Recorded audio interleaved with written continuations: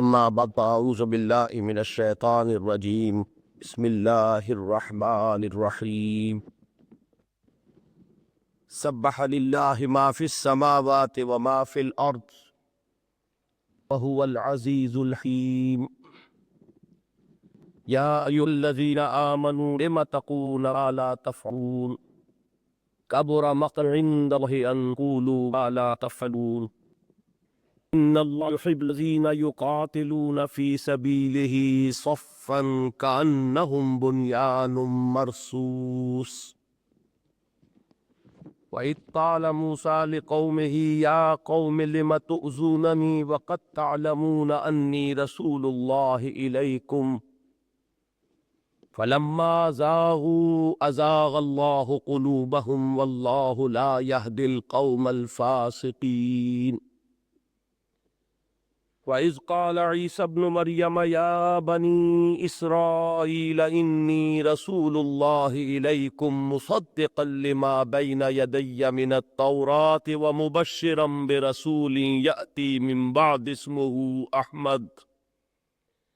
فَلَمَّا جَاءَهُم بِالْبَيِّنَاتِ قَالُوا هَٰذَا سِحْرٌ مُّبِينٌ وَمَنْ أَظْلَمُ مِمَّنِ افْتَرَىٰ عَلَى اللَّهِ الْكَذِبَ وَهُوَ يُدْعَىٰ إِلَى الْإِسْلَامِ وَاللَّهُ لَا يَهْدِي الْقَوْمَ الظَّالِمِينَ يُرِيدُونَ لِيُطْفِئُوا نُورَ اللَّهِ بِأَفْوَاهِهِمْ وَاللَّهُ مُتِمُّ نُورِهِ وَلَوْ كَرِهَ الْكَافِرُونَ هو الذي أرسل رسوله بالهدى ودين الحق ليظهره على الدين كله ولو كره المشركون يا أيها الذين آمنوا هل أدلكم على تجارة تنجيكم من عذاب أليم تؤمنون بالله ورسوله وتجاهدون في سبيل الله بأموالكم وأنفسكم ذلكم خير لكم إن كنتم تعلمون يغفر لكم ذنوبكم ويدخلكم جنات تجري من تحتها الأنهار ومساكن طيبة في جنات عدن ذلك الفوز العظيم وأخرى تحبونها نصر من الله وفتح قريب وبشر المؤمنين يا أيها الذين آمنوا كونوا أنصار الله كما قال عيسى ابن مريم للحواريين من أنصاري إلى الله قال الحواريون نحن أنصار الله فآمنت طائفة من بني إسرائيل وكفرت طائفة فأيدنا الذين آمنوا على عدوهم فأصبحوا ظاهرين صدق الله العظيم رب اشرح لي صدري ويسر لي أمري واحلل عقدة من لساني يفقهوا قولي اللهم ربنا ألهمنا رشدنا وأعذنا من شرور أنفسنا اللهم نور قلوبنا بالإيمان واشرح صدورنا للإسلام اللهم وفقنا لما تحب وترضى اللهم وفقنا أن نجاهد في سبيلك بأموالنا وأنفسنا اللهم ارزقنا شهادة في سبيلك آمین یا رب العالمین۔ معزز حاضرین اور محترم خواتین، آپ کو معلوم ہے کہ آج اور کل 2 دنوں میں ہمیں اس سورہ مبارکہ کا مطالعہ کرنا ہے جس کی ابھی میں نے تلاوت کی ہے اور آپ نے سماعت فرمائی ہے۔ اس سورہ مبارکہ کے درس کا ایک انداز تو یہ ہو سکتا تھا کہ ہم ابتدا سے سلسلے وار ایک ایک آیت پر غور کرتے اور ان آیات کا اپنی اپنی جگہ پر جو مفہوم ہے اسے بھی سمجھتے، اور ان کے باہمی ربط اور تعلق سے جو اضافی مفہوم اور جو اضافی معنی جو ہے سامنے آتے ہیں ان پر بھی غور کرتے۔ لیکن ہمارا یہ درس جس نہج سے چل رہا ہے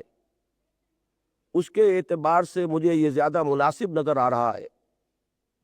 کہ اس سورہ مبارکہ کا جو مرکزی مضمون ہے ہم پہلے اسے سمجھ لیں، اور پھر اس کی آیات کا جو ربط اور تعلق اس مرکزی مضمون کے ساتھ ہے ایک ایک آیت کو سامنے رکھ کر اس ربط اور تعلق پر غور کر لیں۔ اس کی وجہ یہ ہے کہ سورہ حجرات جس کا کہ ہم نے پہلی نشست میں مطالعہ کیا تھا، اس کے آخر میں بھی آپ کو یاد ہوگا کہ ایک نہایت اہم مضمون وارد ہوا تھا کہ ایمان اور ہے، اسلام اور ہے۔ قالت الاعراب آمنا قل لم تؤمنوا ولکن قولوا اسلمنا۔ یہ بدو دعویٰ کر رہے ہیں کہ ہم ایمان لے آئے ہیں، اے نبی صلی اللہ علیہ وسلم ان سے فرما دیجئے کہ تم ایمان ہرگز نہیں لائے ہو، بلکہ یوں کہو کہ ہم اسلام لے آئے ہیں یا ہم نے اطاعت قبول کر لی۔ وَلَمَّا يَدْخُلِ الْإِيمَانُ فِي قُلُوبِكُمْ، اور ابھی ایمان تمہارے دلوں میں داخل نہیں ہوا۔ یہ آیت نمبر 14 ہے سورہ حجرات کی، اور اس میں نہایت اہم بات سامنے یہ آئی کہ اگرچہ ویسے عام طور پر لفظ ایمان اور لفظ اسلام اور اسی طرح مومن اور مسلم یہ الفاظ تقریباً مترادف اور ہم معنی الفاظ کے طور پر استعمال ہوتے ہیں، لیکن یہ کہ ایک باریک فرق ہے۔ اسلام کا تعلق اصلاً اس دنیا میں اسلام جو معاشرہ قائم کرتا ہے، جو ایک ریاست قائم کرتا ہے، اس معاشرے میں کسی کے شامل ہونے اور اس ریاست کے شہری ہونے کی بنیاد اسلام ہے۔ ایمان وہ یقین ہے کہ جو انسان کے دل میں ہوتا ہے، چونکہ یہ یقین نہ دیکھا جا سکتا ہے نہ ویریفائی کیا جا سکتا ہے، لہذا اس دنیا کی حد تک سارا معاملہ انسان کے قول سے اور اس کے ظاہر سے۔ یہی وجہ ہے کہ ارکان اسلام 5 بہت مشہور ہیں کہ جن میں پہلا رکن ہے کلمہ شہادت۔ انسان ٹیسٹیفائی کر رہا ہو، I testify that there is no God except Allah and that Muhammad sallallahu alayhi wasallam is his servant, a bondsman and his messenger۔ یہ ٹیسٹیمنی جو ہے یہ ہے اسلام کی بنیاد۔ اس کے ساتھ 4 عبادات، نماز، روزہ، حج اور زکوٰۃ کو شامل کیا گیا، اور یہ ارکان اسلام ہے۔ لیکن اب اس پس منظر میں خود بخود ایک بات سامنے آتی ہے کہ پھر ایمان کیا ہے، اور آیا ایمان کا بھی کوئی عملی پہلو ہے کہ جو اس یقین کے ساتھ شامل ہو تو ایمان کی تعریف مکمل ہو۔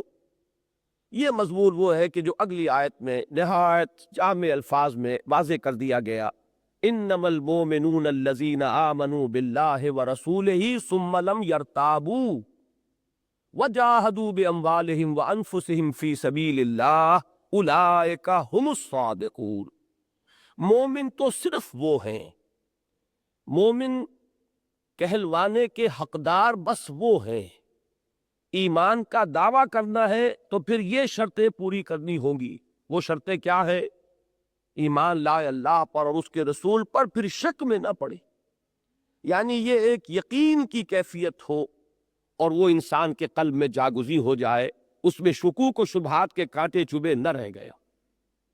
اور اس کا ظہور جو عمل میں ہوگا، وَجَاهَدُوا بِأَمْوَالِهِمْ وَأَنفُسِهِمْ فِي سَبِيلِ اللَّهِ، اور وہ جہاد کرے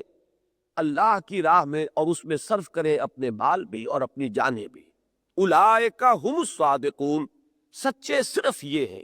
اور سچے سے مراد ہے دعوی ایمان میں سچے۔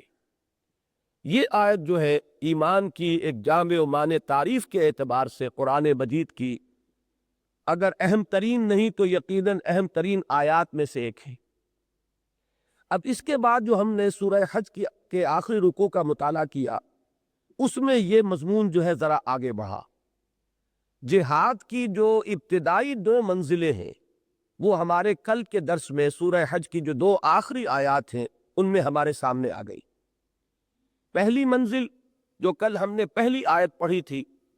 اس میں جو جامع ترین اصطلاح آئی تھی، اگرچہ 4 فعل امر اس میں آئے، یا ایھا الذین آمنوا ارکعوا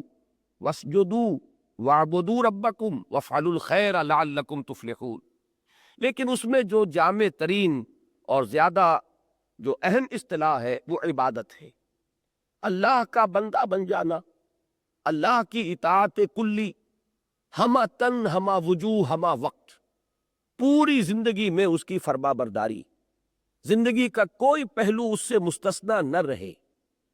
اور یہ اطاعت، ہمہ تن اطاعت، یہ اللہ کی محبت کے جذبے پر مبنی ہو۔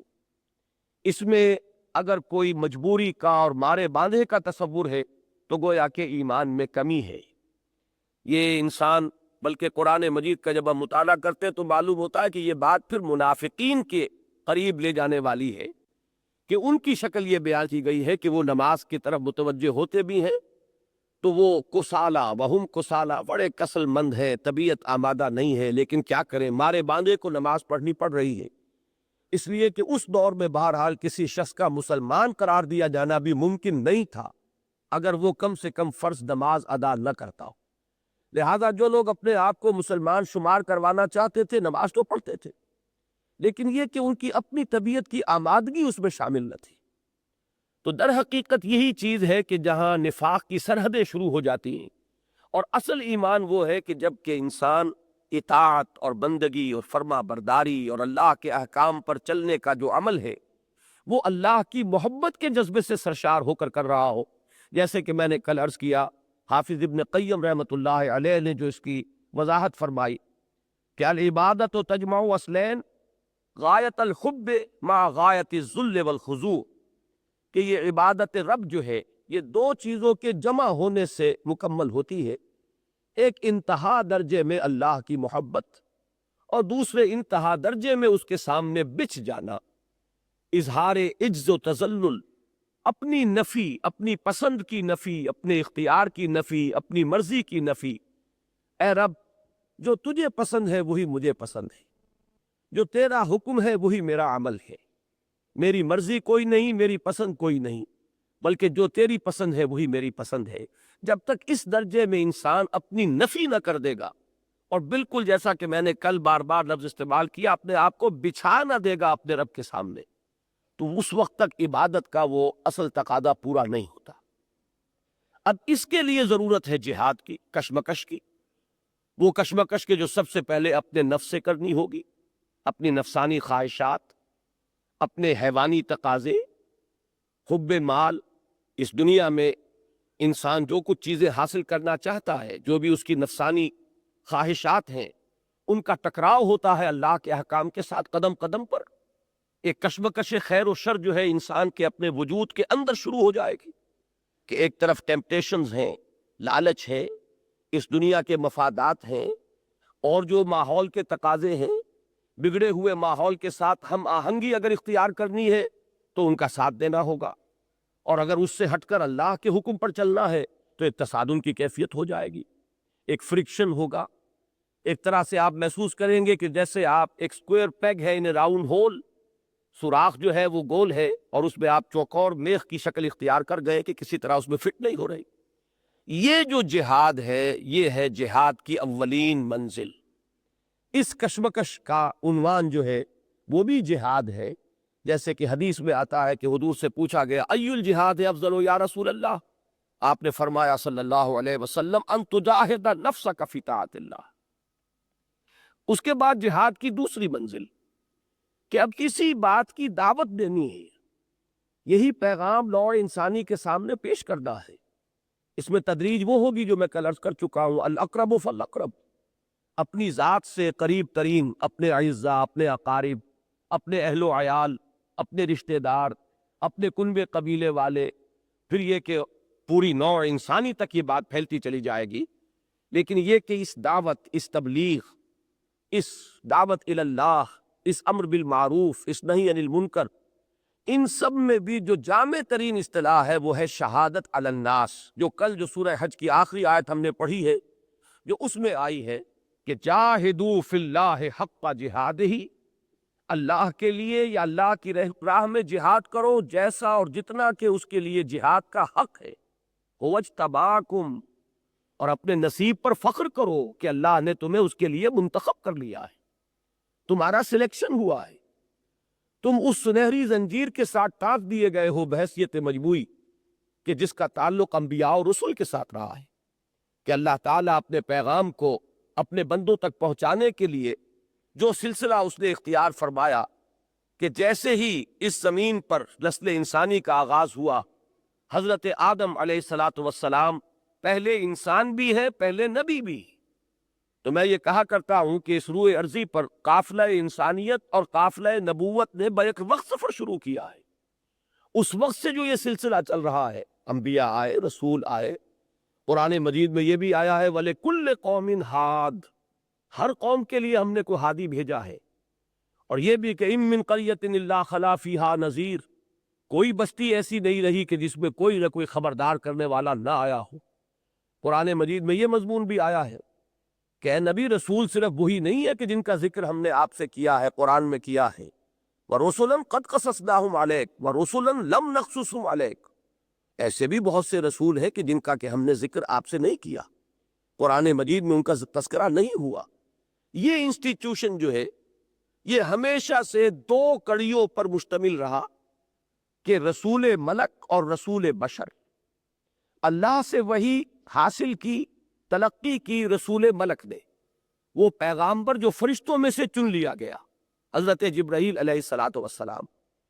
ان کے ذمے یہ فرض لگا کہ وہ اس کو پہنچائے رسول بشر تک، محمد الرسول اللہ صلی اللہ علیہ وسلم۔ اب وہ پیغام جو پہنچ گیا حضور تک، آپ سے پہلے تو انہی دو کڑیوں پر معاملہ ختم ہو جاتا رہا، لیکن اب چونکہ آپ پر نبوت اور رسالت کا سلسلہ ختم ہو گیا، آپ کے بعد کوئی نبی نہیں، کوئی رسول نہیں، لہذا اب اس مقصد کو اب تا قیام قیامت جاری رکھنے کے لیے اللہ تعالیٰ نے امت محمد کو علی صاحب الصلاۃ والسلام ایک تیسری کڑی کی حیثیت سے اس سنہری زنجیر کے ساتھ ٹانک دیا ہے کہ اب تمہیں یہ کام کرنا ہے۔ ہدایت کامل ہو گئی قرآن مجید میں، اس کی اب تبلیغ ہے، اس کو پہنچانا ہے، اس کی تبیین ہے، اس کے جو مضمرات ہیں انہیں کھول کھول کر بیان کرنا ہے۔ ہر دور کی علمی اور عقلی سطح پر اس دور کے لیے جو ہدایت لازمی ہے وہ ہم نے اس میں مضمر کر دی ہے، اس خزانے میں وہ سب کچھ چھپا ہوا ہے۔ لیکن بہرحال ہر دور میں ایسے لوگوں کی ضرورت ہوگی کہ جو اپنی ذہانت اور فطانت کو استعمال کریں اور اس معدن سے علم اور حکمت کے موتی نکالیں، اور اس دور کی جو علمی سطح ہے اس پر اس دور کی جو رہنمائی کی ضرورت ہے اس کو پیش نظر رکھتے ہوئے اس ہدایت کو لوگوں کے سامنے رکھے، واضح کریں اور بیان کریں۔ یہ کام جو ہے اب ابد الآباد تک تا قیام قیامت یہ امت محمد صلی اللہ علیہ وسلم کے ذمے ہے۔ کل ایک بات رہ گئی تھی، اسے یہاں تازہ کر لیجئے، اور وہ یہ کہ یہی مضمون بعین ہی ایک اصول بھی بلکہ اس کے حوالے سے ذہن نشین فرما لے کہ قرآن مجید میں اہم مضامین کم سے کم 2 مرتبہ ضرور آتے ہیں، اور دوسرے یہ کہ اکثر و بیشتر اس میں ترتیب جو ہے وہ بدل جاتی ہے۔ ایک جگہ پر ایک بات پہلے آئی ہے، دوسری بعد میں، تو دوسری جگہ پر وہ دوسری بات پہلے آئے گی اور پہلی جو ہے وہ بعد میں آئے گی، اور اس تبدیلی سے بھی اللہ تعالیٰ بہت سے ایسے رموز اور بہت سے اس کے اندر مخفی حکمتیں کہ جو صرف ایک طرز سے بیان کرنے میں سامنے نہ آ سکتی، اس تبدیلی کے ذریعے سے ان کو بھی واضح فرما دیتا ہے۔ چنانچہ یہ جو الفاظ یہاں آئے لِيَكُونَ الرَّسُولُ شَهِيدًا عَلَيْكُمْ وَتَكُونُوا شُهَدَاءَ عَلَى النَّاسِ، آپ میں سے بہت سے حضرات مجھے توقع ہے ایسے یہاں ہوں گے جنہیں یاد ہوگا کہ یہی الفاظ آئے ہیں سورہ بقرہ میں، لیکن وہاں ترتیب بدل گئی، وہاں امت کا ذکر پہلے ہے، وَكَذَلِكَ جَعَلْنَاكُمْ أُمَّةً وَسَطًا لِتَكُونُوا شُهَدَاءَ عَلَى النَّاسِ وَيَكُونَ الرَّسُولُ عَلَيْكُمْ شَهِيدًا، اے مسلمانوں ہم نے اسی لیے، اسی مقصد سے، اسی طرح تمہیں ایک امت بنایا ہے، درمیانی امت، بیچ کی امت، امت وسط۔ اس کے دونوں معنی کیے گئے ہیں، ایک تو یہ کہ جو چیز درمیانی ہوتی ہے، بیچ کی ہوتی ہے، وہ بہترین ہوتی ہے، ایکسٹریمز پر جو چیزیں ہوں گی وہ اچھی نہیں ہوتی، ہمیشہ درمیانی شے جو ہے، معتدل شے جو ہے وہی یقیناً بہترین ہے۔ اسی لیے بہترین امت ترجمہ عام طور پر قرآن مجید کے تراجم میں آپ کو ملے گا کہ اسی طرح ہم نے تمہیں بہترین امت بنایا۔ لیکن بعض حضرات نے اس درمیانی امت وسط کے مفہوم کو ذرا اور آگے بڑھایا ہے، کہ در حقیقت چونکہ کوئی چیز بھی جو کسی کو جوڑ رہی ہو دو چیزوں کو، وہ اس کے درمیان میں ہوتی، تو یہ اصل میں لنک ہے کہ اب نوع انسانی اور محمد الرسول اللہ صلی اللہ علیہ وسلم کے مابین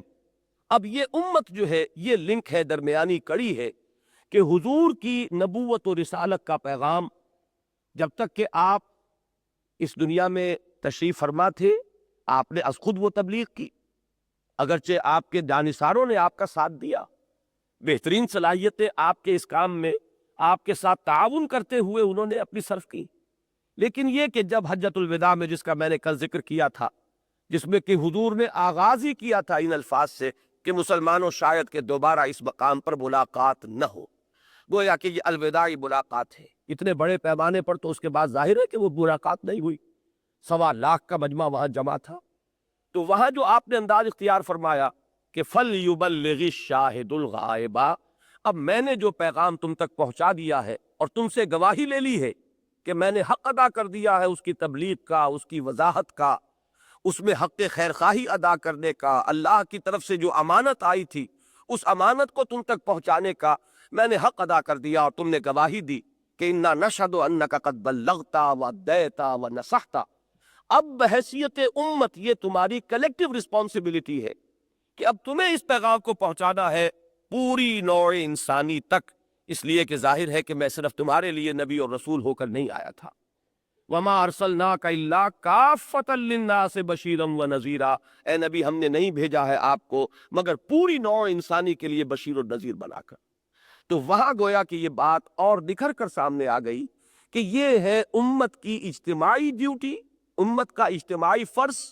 کہ وہ اب اس پیغام کو پہنچائے پوری نوع انسانی تک، جیسے کہ پہنچایا محمد الرسول اللہ صلی اللہ علیہ وسلم نے اس امت کو۔ یہ مضمون سورہ حج میں بھی آیا، لِيَكُونَ الرَّسُولُ شَهِيدًا عَلَيْكُمْ وَتَكُونُوا شُهَدَاءَ عَلَى النَّاسِ، اور سورہ بقرہ کے اندر بھی آ گیا ہم نے تمہیں امت بنایا ہی اس لیے۔ اور میں اس میں عرض کیا کرتا ہوں، آپ میں سے اکثر لوگ جانتے ہیں کہ اگر چھوٹی سی ایسوسیشن ہم بناتے ہیں، بلکہ یہ کہ کوئی کاروبار کرنے کے لیے لمیٹڈ فرم آپ بناتے ہیں،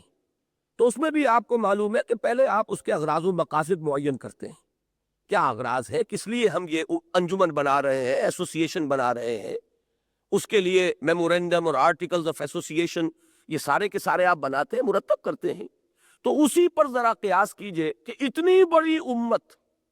کیا یہ بغیر کسی مقصد کے ہے؟ اس کی تاسیس کس لیے ہوئی؟ اس کا آخر مقصد کیا ہے؟ وہ ہے جو اس آیہ مبارکہ میں بیان کر دیا گیا، جس میں یہی الفاظ آئے وَكَذَلِكَ جَعَلْنَاكُمْ أُمَّةً وَسَطًا لِتَكُونُوا شُهَدَاءَ عَلَى النَّاسِ وَيَكُونَ الرَّسُولُ عَلَيْكُمْ شَهِيدًا۔ ایک بات اور جو رہ گئی تھی کل کے درس میں، وہ یہ کہ یہی وہ مقام ہے کہ جہاں جہانی غلام احمد قادیانی نے ایک بہت بڑی ٹھوکر کھائی۔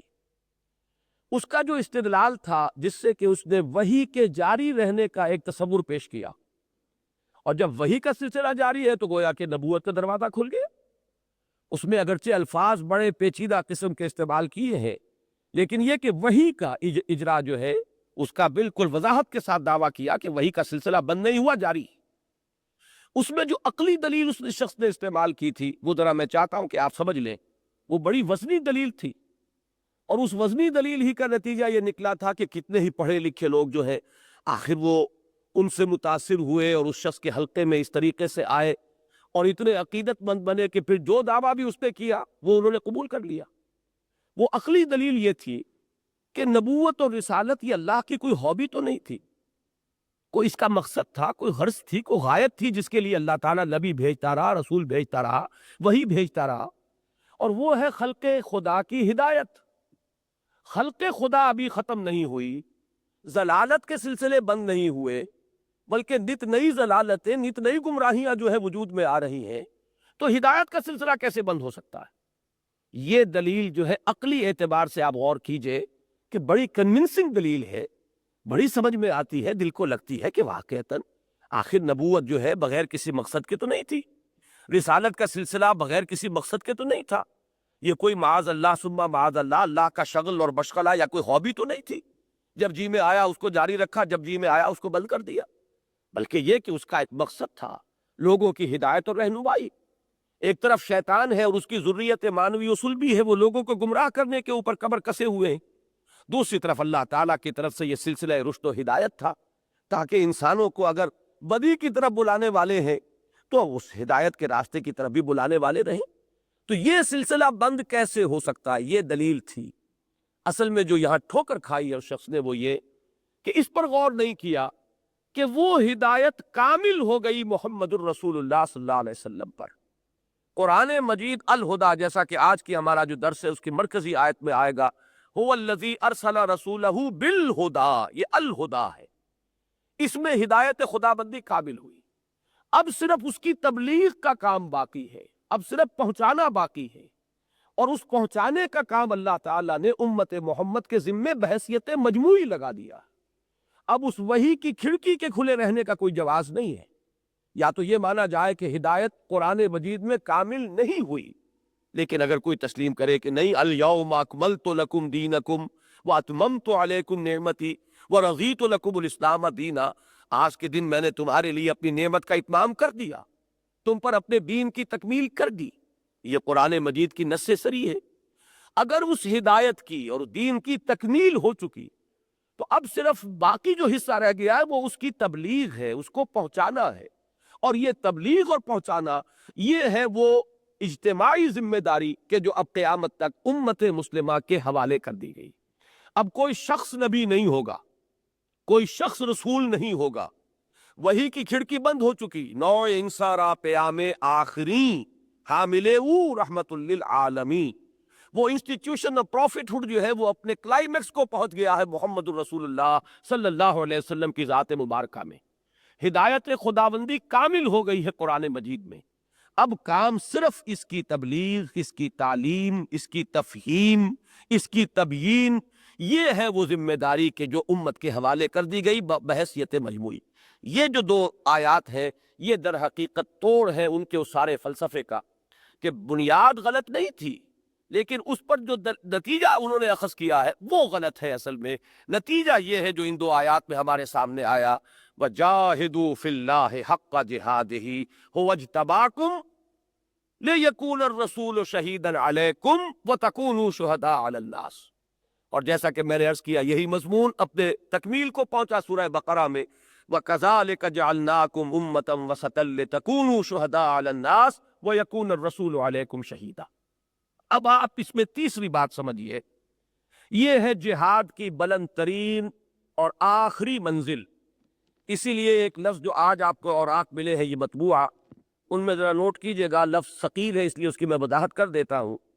جہاد فی سبیل اللہ کی غایت قصویٰ اور منتہائے مقصود، یہ غایت قصویٰ جو ہے، اقصیٰ کہتے ہیں دور کی شے کو، مسجد اقصیٰ، هو الذی سبحان الذی اسریٰ بعبدہ لیلا من المسجد الحرام الی المسجد الاقصیٰ، تو چونکہ مکے سے مدینے سے یہ مسجد جو ہے یہ بہت فاصلے پر تھی، وہ مسجد اقصیٰ شمار ہوئی، تو اس سے اس کا مؤنث بنتا ہے قصویٰ، جیسے اکبر سے کبریٰ، اصغر سے صغریٰ، اسی طریقے سے اقصیٰ سے قصویٰ۔ غایت قصویٰ یعنی آخری منزل، یہ جہاد کہاں تک جانا ہے، کہاں تک پہنچ کر اس کا سلسلہ ختم ہوگا، اسی کی وضاحت ہے منتہائے مقصود،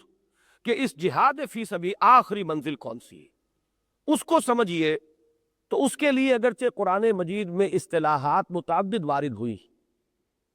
ان میں سے ایک اصطلاح جو یہاں آ رہی ہے سورہ صف میں وہ ہے غلبہ دین، اظہار دین الحق علی الدین کلہ، اور اس کو یہاں بیان کیا گیا ہے کہ یہ ہے غایت بعثت محمدی کی صلی اللہ علیہ وسلم۔ وہی ہے اللہ جس نے بھیجا اپنے رسول کو صلی اللہ علیہ وسلم الہدا اور دین حق دے کر، تاکہ غالب کریں اسے کل کے کل دین پر۔ تو غلبہ دین جو ہے وہ جہاد فی سبیل اللہ کی غایت قصویٰ یا آخری منزل مقصود ہے۔ اس کا جو پہلے دو منزلیں ہیں ان کے ساتھ جو ربط ہے اسے سمجھ لیجئے۔ دیکھیے، جب ہم یہ کہتے ہیں کہ عبادت کا بھی تقاضا بتمام و کمال اس وقت پورا ہوتا ہے جبکہ انسان پوری زندگی میں اللہ کا بندہ بن جائے۔ اب یہاں غور کریں کہ انسان اگر تو ہوتا علیحدہ علیحدہ ایک ایک شخص کہیں رہ رہا ہوتا وہ کسی معاشرے کا فرد نہ ہوتا، کسی ریاست کا شہری نہ ہوتا، کسی حکومت میں نہ رہ رہا ہوتا، تو پھر تو اس کے لیے ممکن تھا کہ وہ اپنی انفرادی شخصیت کے اندر پورے طریقے سے اللہ کا بندہ بن جائے، بغیر اس کے کہ ماحول بھی اس کے مطابق تبدیل ہو۔ لیکن یہاں تو حال یہ ہے کہ ہم تو طرح طرح کے رشتوں میں جکڑے ہوئے ہیں، ہم ایک معاشرے میں رہ رہے ہیں، اور اس کے کتنے ہی بندھن ہیں کہ جن میں ہم بندھے ہوئے ہیں۔ ایک ریاست ہے، ایک حکومت ہے، اس کا ایک قانون ہے، اور ہر فرد ہر وقت اس قانون کو بدل نہیں سکتا۔ ایک شخص طے کرتا ہے کہ میں تو اللہ ہی کے حکم پر چلوں گا، لیکن فرض کیجئے کہ اس کا اپنا بیٹا چوری کرتا ہے، اگر وہ اپنے بیٹے کا ہاتھ کاٹ دے گا یہ سمجھ کر کہ میں نے اللہ کے حکم پر عمل کیا ہے، تو یہ بالکل ایک غلط بات ہو جائے گی، اس لیے کہ یہ حکم وہ ہے کہ جس پر کوئی شخص انڈیویجولی عمل پیرا نہیں ہو سکتا جب تک کہ اس کے لیے ایک نظام قائم نہ کر دیا جائے کہ جس میں وہ قانون نافذ ہو۔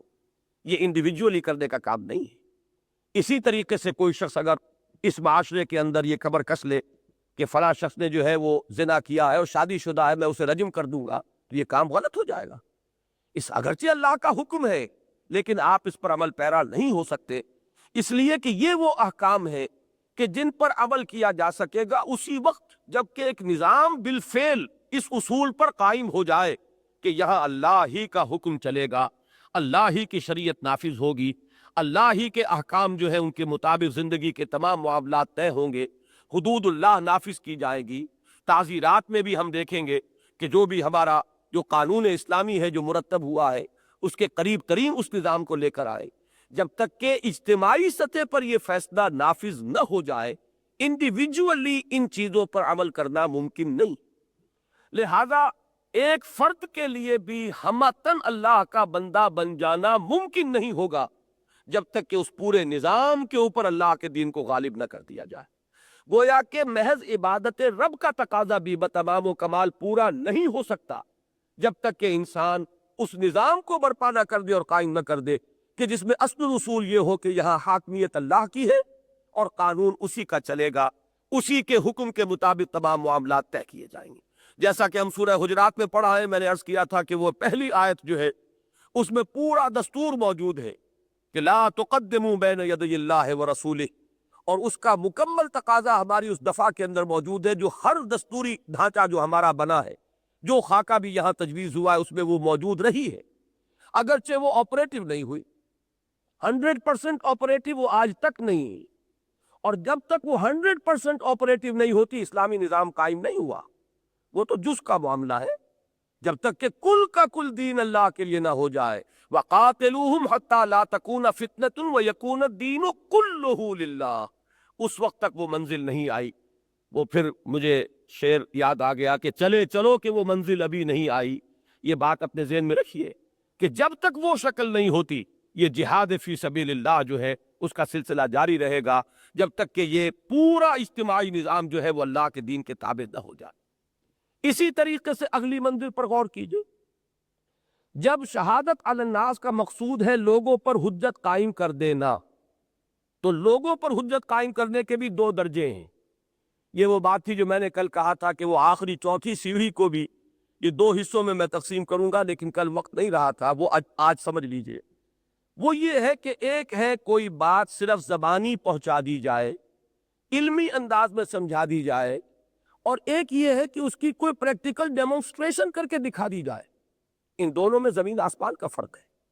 جو لوگ سائنس کے طالب علم رہے ہیں انہیں تجربہ ہے اس کا کہ ایک چیز انہوں نے کتاب میں پڑھی، لیکچر انہوں نے سن لیا، استاد نے انہیں بتا دیا،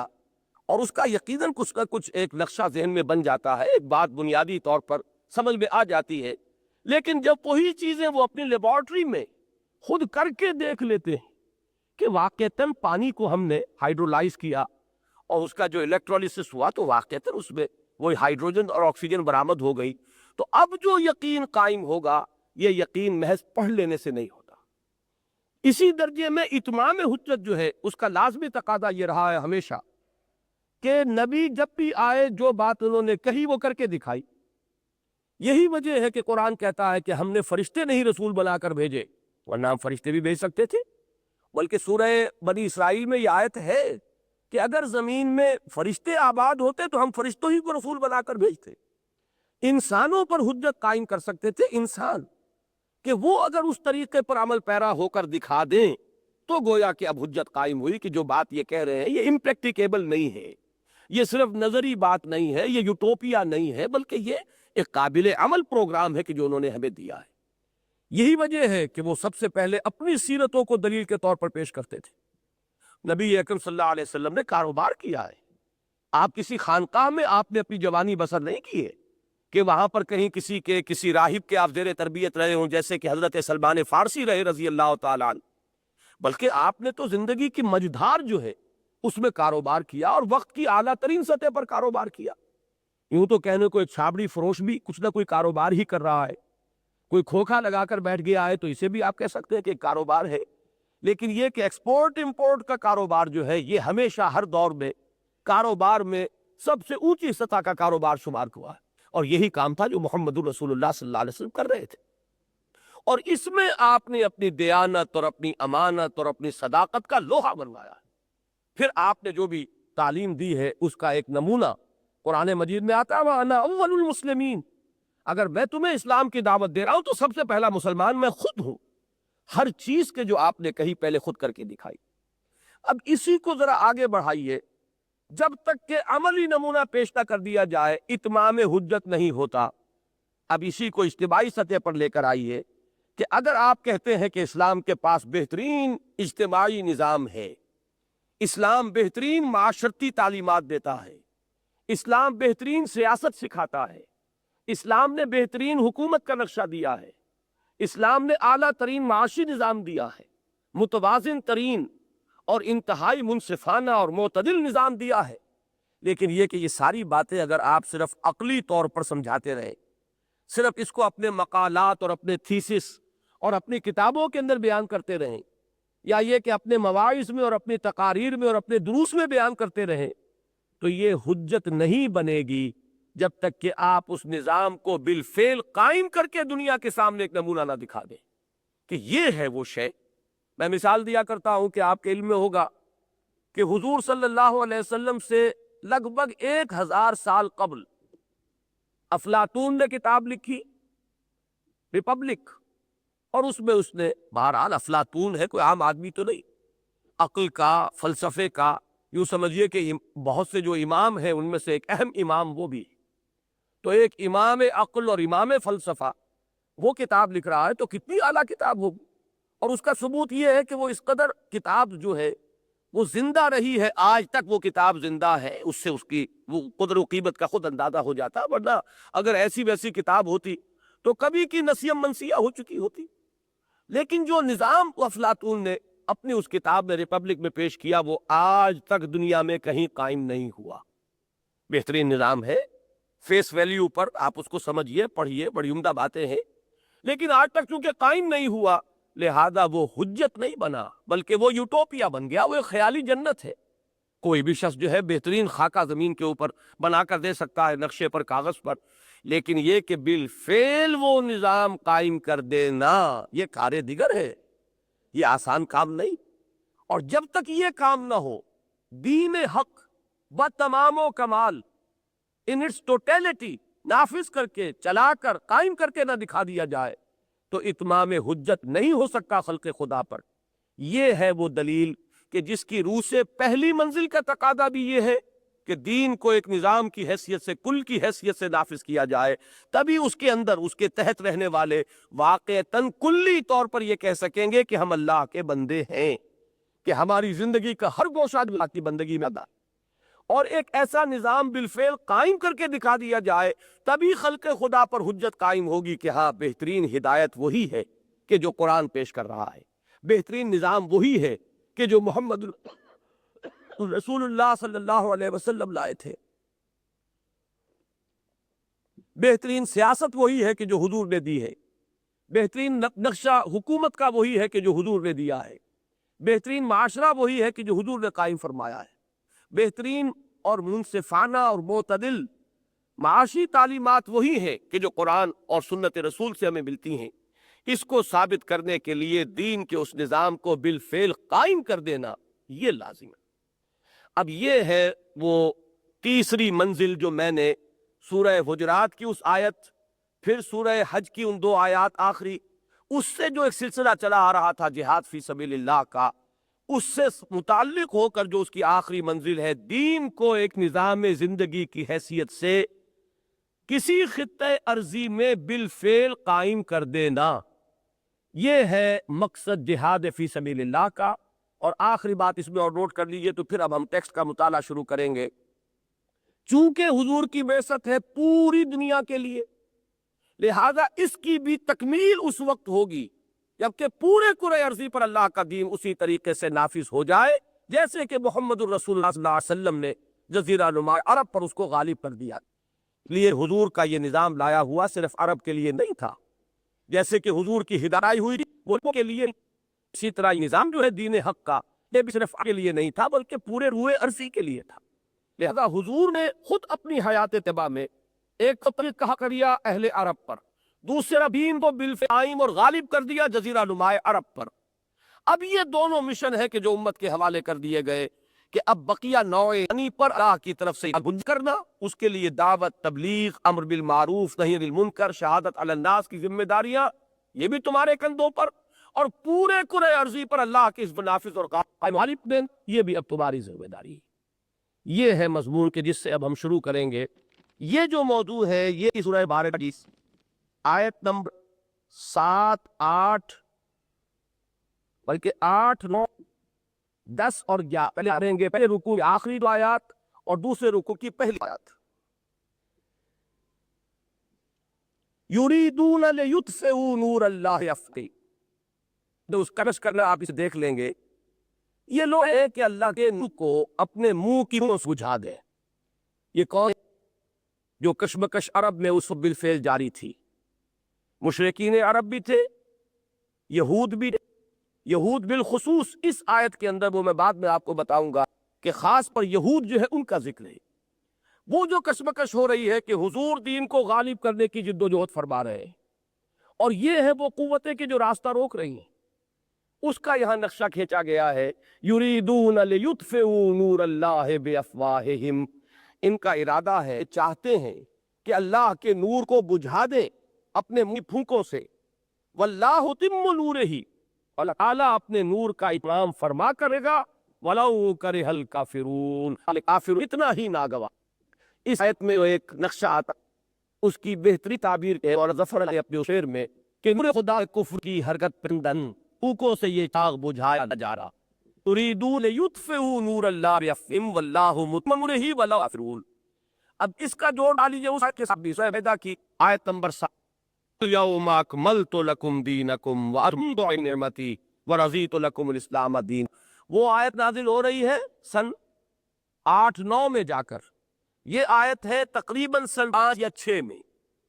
میرا جو ابھی میں اندازہ کر سکا ہوں، یہ سورہ صف کا زمانہ نزول جو ہے یہ غزوہ احزاب کے متصلاً بعد ہے۔ سن 5 ہجری میں غزوہ احزاب ہوا ہے، اس کے متصلاً سورہ مبارکہ نازل، تو سن 5 میں یا 6 آرا میں یہ آیت نازل ہوئے کہ اللہ نے نور کا اتمام فرما کر رہے گا، اور وہ جا کر سن 9 میں یا سن وہ اعلان کر دیا گیا کہ وہ اتمام ہو گیا، بلکہ وہ آیت مبارکہ تو نازل ہوئی ہے سن 10 میں، اليوم اکملت لکم واتممت علیکم نعمتی ورضیت لکم الاسلام دینا۔ وہ جو نے کئی صحابہ وہ سورہ مائدہ کا سے مبوی زمانے نزول ہے، لیکن وہ آیت مبارکہ جو ہے وہ نازل ہوئی ہے حجۃ الفطر۔ اب یہ ہے نقشہ کہ یہ لوگ کو اس راستے میں رکاوٹیں ڈالے، انہیں پسند نہیں ہے کہ اللہ کے نور کامل ہو جائے۔ لیکن اب اگلی آیت دیکھیے، اللہ نے تو اپنے رسول کو بھیجا ہی اس لیے ہے، هو الذی ارسل رسولہ بالہدی ودین الحق یظہرہ علی الدین کلہ، وہی اللہ جس نے بھیجا ہے رسول کو صلی اللہ علیہ وسلم ہدا اور دین حق دے۔ یہاں ذرا نوٹ کیجئے، وہ صلی اللہ علیہ وسلم 2 چیزیں دے کر بھیجے گئے، ایک جس کے تعبیر الہدا سے، اور ہمارے اس پروگرام کے ساتھ اس کا بڑا گہرا تعلق ہے۔ میں نے اس ٹی وی پروگرام کے لیے لفظ خود اختیار کیا تھا، اس کے لیے نام الہدا۔ وجہ کیا ہے؟ الہدا سے مراد ہے قرآن حکیم۔ جیسے میں نے عرض کیا تھا ابھی کچھ دیر پہلے کہ روئے ارضی پر قافلہ انسانیت اور قافلہ نبوت نے ساتھ سفر شروع کیا، پہلا انسان، پہلا نبی۔ اب ایک طرف انسانی تمدن کا ارتقاء، انسانی علم کا ارتقاء ہو رہا ہے، دوسری طرف نبوت و رسالت کا بھی ارتقاء ہو رہا ہے۔ بات اچھی طرح سمجھ لیجئے، اس نبوت اور رسالت میں بھی اہم ہے کہ یہ آرٹ فینومین ہے، ایک وار شے ہے، بلکہ کہ اس میں بھی تدریجاً ترقی ہو رہی ہے۔ اس کی بھی کیا ہے کہ جیسے جیسے نسل انسانی ذہنی طور پر ترقی کر رہی ہے، اس کی ذہنی استعداد میں اضافہ ہو رہا ہے، اب سے ہدایت بھی پہلے سے بڑی اور پہلے سے اعلیٰ درجے کی، پہلے سے بڑھ درجے کی مطلوب ہوگی۔ ایسے پرائمری میں تعلیم حاصل کر رہا ہے، چاہے اسے پڑھنے والا پی ایچ ڈی ہو، ظاہر ہے کہ اس بچے کی اپلیکیشنز ہیں، وہ کا پی ایچ ڈی ہوا کرے، لیکن اسے اپنے اس بچے کو تو اس کی ذہنی سطح کے مطابق تعلیم دینی ہوگی۔ پھر وہ مل میں آیا ہے، پھر وہ میٹرک میں آیا ہے، پھر وہ کالج میں ہے، پھر وہ گریجویشن اس نے کر لی ہے، اب وہ ایم اے میں پڑھ رہا ہے۔ تو علم جو ہے وہ رفتہ رفتہ ترقی کر رہا ہے، تعلیم کے اندر بھی ارتقاء ہو رہا ہے۔ وہ ارتقاء اللہ کے اعتبار سے نہیں ہے، اللہ کا علم تو کامل ہے ازل سے، لیکن یہ کہ در حقیقت اللہ تعالیٰ نوع ثانی جو ہدایت دے رہا ہے وہ اس کے ذہنی قابلیت ساتھ وہ ہدایت بھی ارتقائی مراحل طے کر رہی ہے۔ یہی وجہ ہے نوٹ کے قرآن مجید نکرہ کی شکل میں آتا ہے، چنانچہ تورات کے بارے میں فرمایا فیہ ہدی و نور، اس میں ہدایت بھی تھی، نور بھی تھا۔ اسی طریقے سے ہی کہ فرمایا فیہ ہدی و نور، اس میں ہدایت بھی تھی، نور بھی تھا۔ لیکن قرآن پر اب آ کر اب یہ معرفت شکل میں آیا، الہدا، دی فائنل، دی کمپلیٹ ہے کہ ان الرسول کے اعتبار سے اس بلوغ کی سطح کو پہنچ گیا ہے کیا آخری ہدایت نامہ دے کر، اور آئندہ جو بھی ابھی ترقی ہونی ہے تمدن کی، اس میں اب اس کی جو قوت اجتہاد، اب اس کو اوپر اعتماد ہوئے اللہ تعالیٰ نے جو آخری ہدایت نامہ دینا تھا وہ قرآن کی شکل میں انسان کو کروا دیا۔ تو یہ جو ہے ہدایت میں ارتقاء، یہ اپنے عروج کو پہنچ گئی ہدایت الہدی شکل میں قرآن حکیم کی، وَالَّذِي أَرْسَلَ رَسُولَهُ بِالْهُدَى۔ دوسری چیز اور دی ہے وَدِينِ الْحَقِّ، اور دین حق، یہی اصل میں وہ نور ہے، وَلَا مُتِمُّ نُورِهِ وَلَوْ كَرِهَ الْكَافِرُونَ، جس کو فرمایا اللہ مائدہ میں کہ الْيَوْمَ أَكْمَلْتُ لَكُمْ دِينَكُمْ وَأَتْمَمْتُ عَلَيْكُمْ نِعْمَتِي، وہ نعمت ہدایت جو ہے آپ تمہارے اوپر ہم نے کامل کر دی، قرآن جی کا نزول بھی اپنے تکمیل کے پہنچ چکا۔ لیکن دوسری چیز کیا ہے؟ وہ ہے دین حق، سچا دین، حق دین۔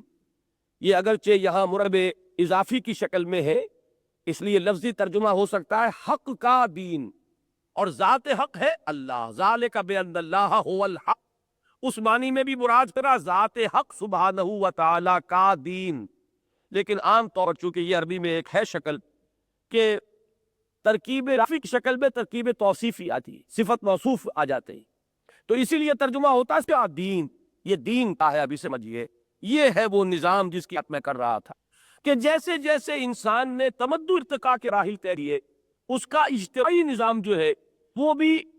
پیچیدہ سے پیچیدہ تر ہوتا چلا گیا، وہ تمدنی مسائل جو ہے پیچیدہ ہوتے رہ گئے۔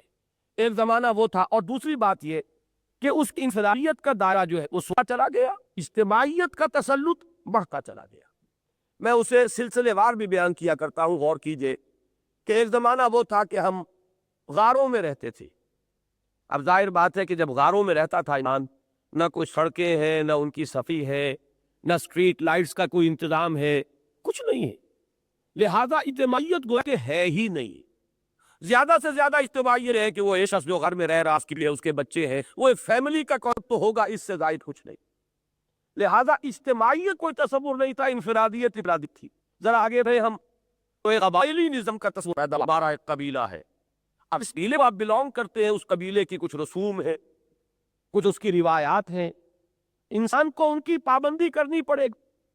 اس قبیلے کا جو سردار ہے اس کا حکم ماننا پڑے گا۔ آپ اس کو اپنے اوپر طاری کیجئے کہ اس وقت ذرا تصور سے دیکھیے کہ کوئی نٹکھٹ قسم کا نوجوان، اس کو جب یہ جب بتایا جاتا ہوگا کہ یہ شیخ قبیلہ ہے، یہ قبیلے کا سردار ہے، اس کا حکم تمہیں ماننا پڑے گا، اگرچہ اس کی اپنی پسند کچھ اور ہے، اس کا اپنا خیال اور ہے، وہ کسی اور رخ پر چلنا چاہتا ہے، لیکن نہیں، تمہیں ماننا پڑے گا، اس لیے کہ تم اس قبیلے کے فرد ہو، اور اس قبیلے کے رسوم یہی ہیں، ہماری روایات یہی ہیں، اس قبیلے کا نظام یہی ہے۔ معلوم ہوا کہ اب انفرادیت جو ہے وہ کچھ سکڑ رہی ہے، اور اجتماعیت جو ہے تسلط حاصل کر رہی ہے۔ اس سے اور آگے چلیے،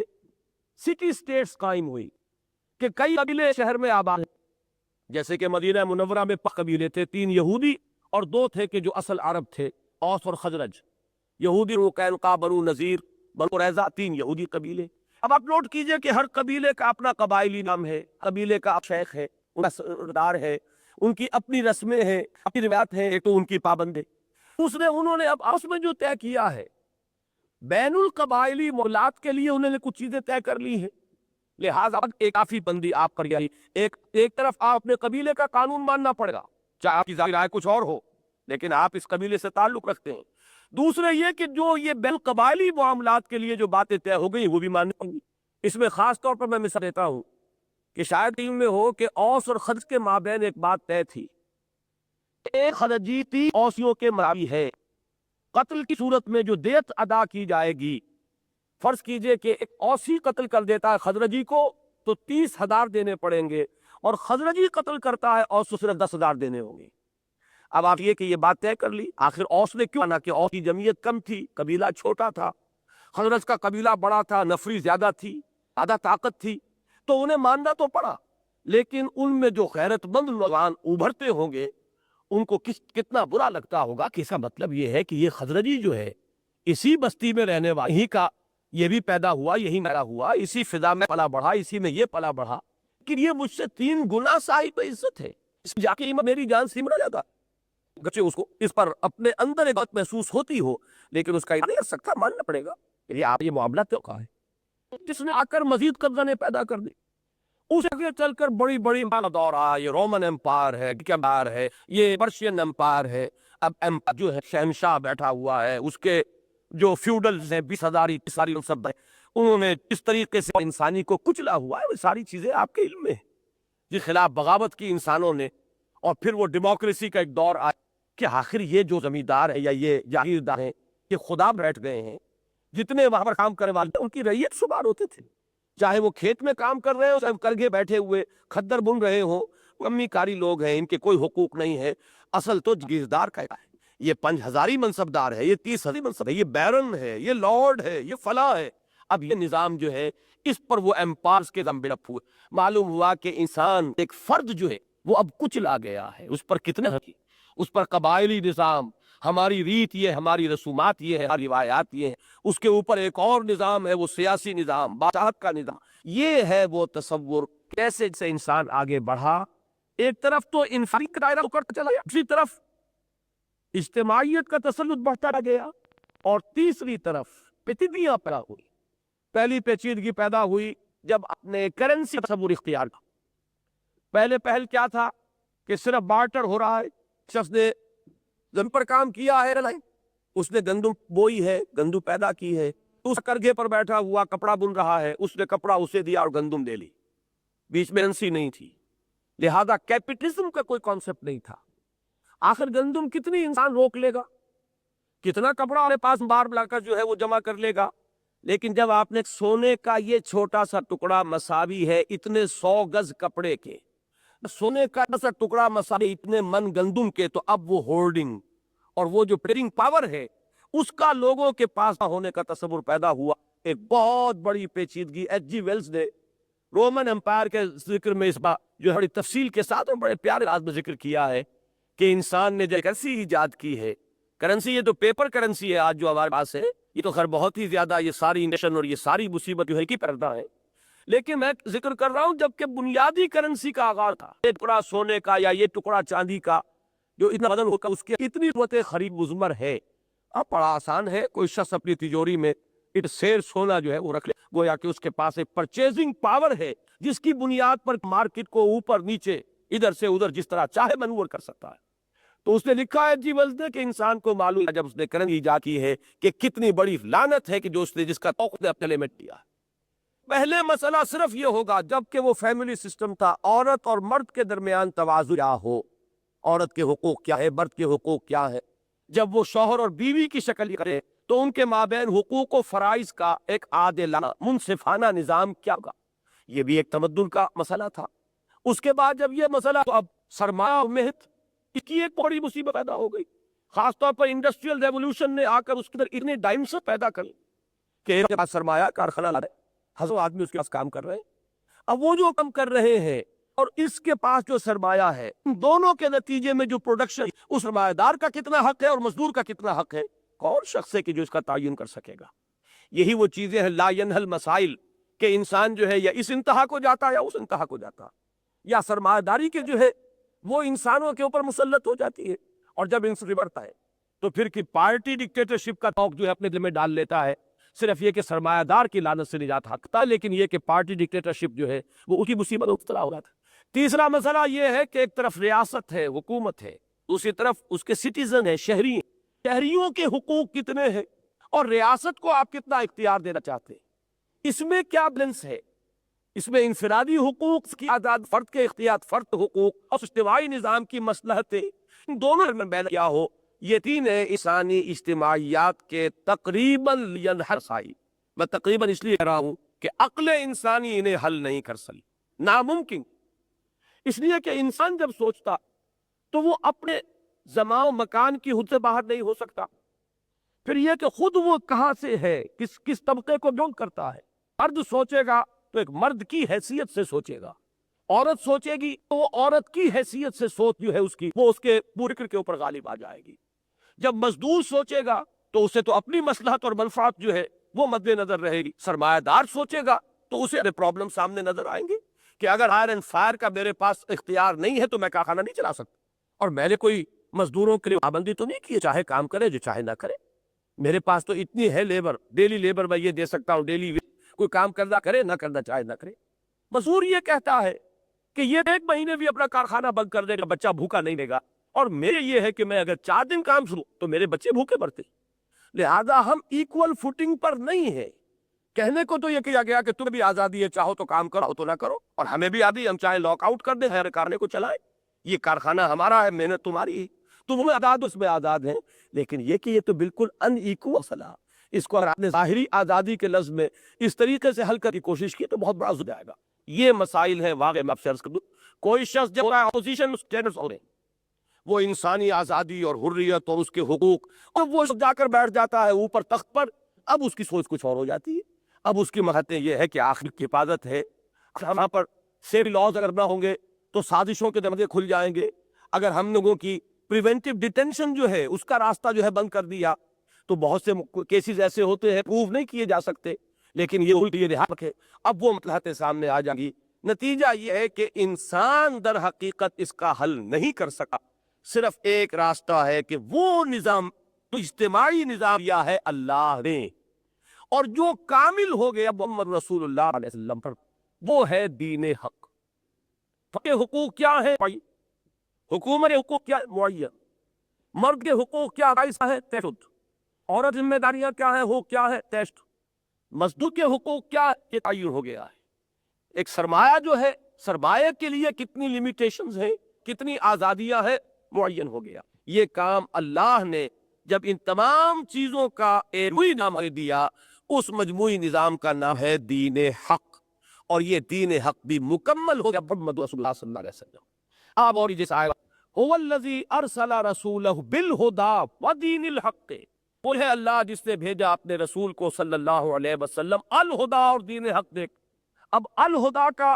جو فرض ہے ہوگا کہ اسے پہنچائیں، اسے بیان کریں، اسے عام کریں، اس کی تبلیغ کریں، اس کی تعلیم دے۔ یہ چیز تو اگلی صورت میں سورہ جمعہ میرے بحث آئے گی انشاءاللہ، سیادہ سسٹم کا کریں گے۔ هو الذی بعث فی الأمین رسولا منہم یتلو علیہم آیاتہ ویزکیہم ویعلمہم الکتاب والحکمہ۔ الہدا کے حوالے محمد الرسول اللہ کا فرض منصبی یہ، اور دین حق کے حوالے سے آپ کا فرض منصبی کیا ہے؟ لِیُظْہِرَہُ الدین کل، تاکہ غالب کرے اسے کل کے دین پر، پورے نظام اجتماعی پر اس دین حق کو غالب کر دینا، نافذ کر دینا، قائم کر دینا، یہ ہے وہ مقصد جس کے لیے محمد رسول اللہ صلی اللہ علیہ وسلم کو اللہ تعالیٰ نے مبعوث فرمایا۔ یہ آیت اس اعتبار سے میں غور کر لیجئے، وَلَّذِی أَرْسَلَ رَسُولَهُ بِالْهُدَىٰ وَدِینِ الْحَقِّ لِیُظْہِرَهُ عَلَى الدِّینِ کُلِّهِ۔ الفاظ قرآن مجید میں 3 مقامات پر آئے غیر ایک شوشے کے فرق تھے۔ سورہ توبہ میں یہ الفاظ ہیں، سورہ فتح میں یہ الفاظ ہیں، آخری ٹکڑا یہاں ہے وَلَوْ كَرِهَ الْمُشْرِكُونَ، سورہ توبہ میں بھی وَلَوْ كَرِهَ الْمُشْرِكُونَ، سورہ فتح میں ہے وَكَفَىٰ بِاللَّهِ شَهِيدًا۔ آخری پر فرق ہے، لیکن ہوا سے لے کل ہی تک هو الذی ارسل رسولہ بالہدی ودین الحق لیظہرہ علی الدین کلہ، وہی ہے راہ جس نے بھیجا اپنے رسول کو صلی اللہ علیہ وسلم الہدا اور دین دے کر تاکہ غالب کرے اسے کل کے کل دین پر۔ یہ الفاظ بغیر ایک شوشے کے فرق کے تین بتا رہے۔ اور یہ بھی نوٹ کر لیجئے کہ امام الہند حضرت شاہ ولی دہلوی رحمۃ اللہ علیہ نے اس آیت کو پورے قرآن مجید کا عمود کرتا ہے، یعنی سینٹرل تھیم قرآن کا ایکسس وہ یہ آیت ہے۔ جس طریقے سے آپ کہتے ہیں کہ ہر چیز میں کوئی ایک مین اس کا تھیم ہوتا ہی بہن ہے، وہ تو مختلف گوشوں کے اندر بڑھتی چلی جاتی ہیں، لیکن ہر شخص جو تقریر کر رہا ہے وہ اپنے کسی ایک آئیڈیا کو چاہتا ہے کہ وہ لوگوں کے سامنے لائے، ادھر سے دلیل ادھر سے دلیل، اوپر اعتراض ہوا اس کا جواب دیا، اس میں کوئی اور رائے جو ہے پیش گئی اس کی تردید کی، لیکن یہ کہ رفتہ رفتہ انسان اپنی تقریر میں کوشش کرتا ہے کہ وہ اس نقطے پر پہنچ جائے کہ جو اس کا مقصود ہے۔ یہ ہے اس کی تقریر کا عمود، یہ ہے مین تھیم، ہے اس کا سینٹرل ایسس۔ تو شاہ ولی اللہ دہلوی کے نزدیک یہ الفاظ پورے قرآن مجید کے لیے بمنزلہ عمود ہیں۔ هو الذی ارسل رسولہ بالہدی ودین الحق لیظہرہ علی الدین کلہ۔ اور مولانا عبید اللہ سندھی مرحوم انہوں نے قرار دیا ہے کہ یہ آیات بین الاقوامی اسلامی انقلاب کا عنوان ہے۔ یہ دقت ایک انقلاب ہے کہ جو لانے کے لیے برپانے کے لیے محمد رسول اللہ صلی اللہ علیہ وسلم بھیجے گئے، اور حضور نے جزیرہ نما عرب کی حد تک انقلاب کی تکمیل فرما۔ اب اس کی بین الاقوامی جو فیز ہے وہ اب ہے کہ کو پورا ہونا ہے، قیامت سے پہلے وہ وقت آ کر رہے گا، جبکہ پورے قرآن حضور صلی اللہ علیہ وسلم نے اس کو وضاحت فرمایا ہے کہ وہ وقت آ کر رہے گا کہ پورے قرآن عرضی پر اللہ کا غالب ہوگا، نہ کوئی گارے اور اینٹوں کا رہا ہوا گھر آئے گا، نہ کوئی کمبا کوئی خیمہ رہ جائے گا کہ جس میں اللہ کا دین داخل ہو۔ یہی نے خداوری جو ہے یہ آیا ہے دین حق لیے کہ یہ غالب ہو، الحق یعلو ولا یعلی علیہ، حق تو غالب ہوتا ہے، اس کے اوپر حد نہیں آ سکتا، اگرچہ کہ درمیانی آ جاتے ہیں فیزز۔ ہماری امت کی تاریخ، ہمارے زوال کا جو دور آیا ہے اس میں تو ہمیں یہ چیز ایسی معلوم ہو رہی ہے کہ جیسے خواب سا ہو، لیکن آخر وہ دور تھا کہ حضور نے تکمیل فرمائی جزیرہ نما عرب میں انقلاب کی، اس میں آپ کو 19 برس، زیادہ سے زیادہ کہیں گے بس 610 میں حضور پر وحی کا آغاز ہوا، 632 عیسوی میں حضور کا انتقال ہو گیا، 22 برس کل ہیں۔ اگر عرب کے حد تک تکمیل جو ہو گئی اللہ دین کے غلبے کی، وہ تو سن 8 میں ہو چکی ہے، اس اعتبار سے وہ 20 برس سے زائد ہوئی۔ 2 برس پھر آپ نے لیے اپنے اس انقلاب کی ایک بین الاقوامی جو ایک فیز تھی اس کے آغاز میں، کہ آپ خط لکھے کہ نتیجے میں سلطنت روم میں ٹکراؤ ہو گیا، کسریٰ کے نام خط کسریٰ نے اس کو چاٹ دیا، توہین آمیز الفاظ استعمال کیے، اس وہ شروع ہوئی جزیرہ نما عرب سے باہر۔ لیکن حضور کے انتقال کے بعد بھی کل 24 برس ہیں جس کے بعد جو پھیلا ہے کہ تھمتا نہ تھا کسی سے سیل رواں ہمارا، تو کیجئے 2.25 برس حضرت بکر کے رضی اللہ عنہ، 10 برس حضرت عمر رضی اللہ تعالیٰ عنہ کی خلافت اور 12 برس عثمان رضی اللہ عنہ کی خلافت کے، یہ 24 برس بنتے ہیں۔ کہاں سے کہاں؟ فرام اٹلانٹک ٹو آکسس، وہ دریائے جی ہوں وہاں سے لے کر اور یہ جو بحر العقیق کے تک، یہ پورا علاقہ جو ہے اللہ کے دین کے تحت آ گیا، اس کے نظام کے اوپر غالب ہو گیا اللہ کا دین، پوری کی پوری جو ہے ان کی اجتماعی زندگی وہ اللہ کے دین کے تحت آ گئی۔ یہ ہے وہ بین الاقوامی انقلاب، محمد الرسول اللہ صلی اللہ علیہ وسلم کی بیس کی تکمیل اعلیٰ سطح پر ہونے والا معاملہ، کہ جو اس کے بعد ایک سازش ہوئی، سازش جس کے نتیجے میں باہمی سرپٹول ہوا،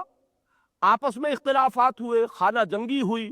5 جو ہیں آپس کی خانہ جنگی میں نکل گئے۔ حضرت علی رضی اللہ تعالیٰ عنہ کا پورا دور خلافت، ان میں کوئی الزام حضرت علی کی ذات پر ہے،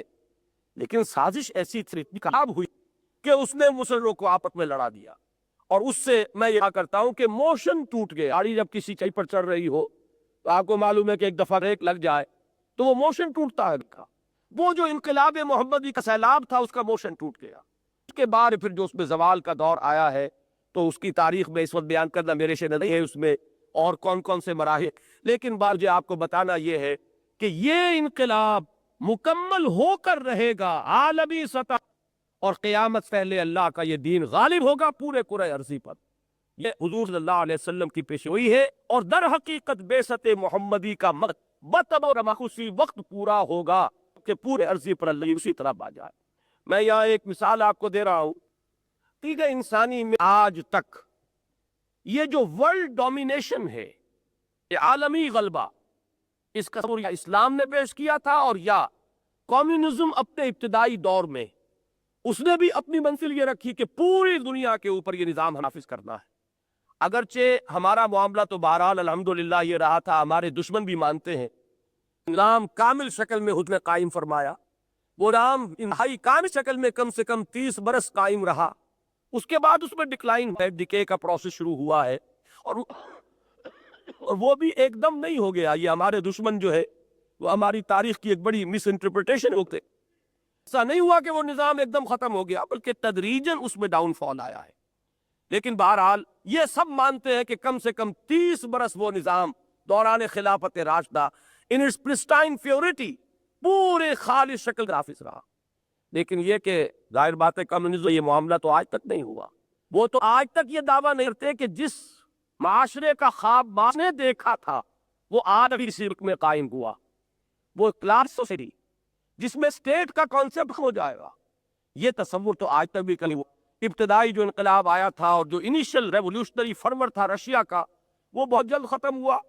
کچھ عرص ہمارے یہ چینی بھائی جو ہے لگا رہے کہ تم ریویژنسٹ ہو، تم نے کر دی ہے، ہم خالص ماسٹ ہے، لیکن اب جو حال ہو رہا ہے وہ آپ کے سامنے ہے، تو معلوم ہوا کہ وہ سارا انقلابی فرور جو ان کا تھا وہ تو ختم ہو چکا ہے۔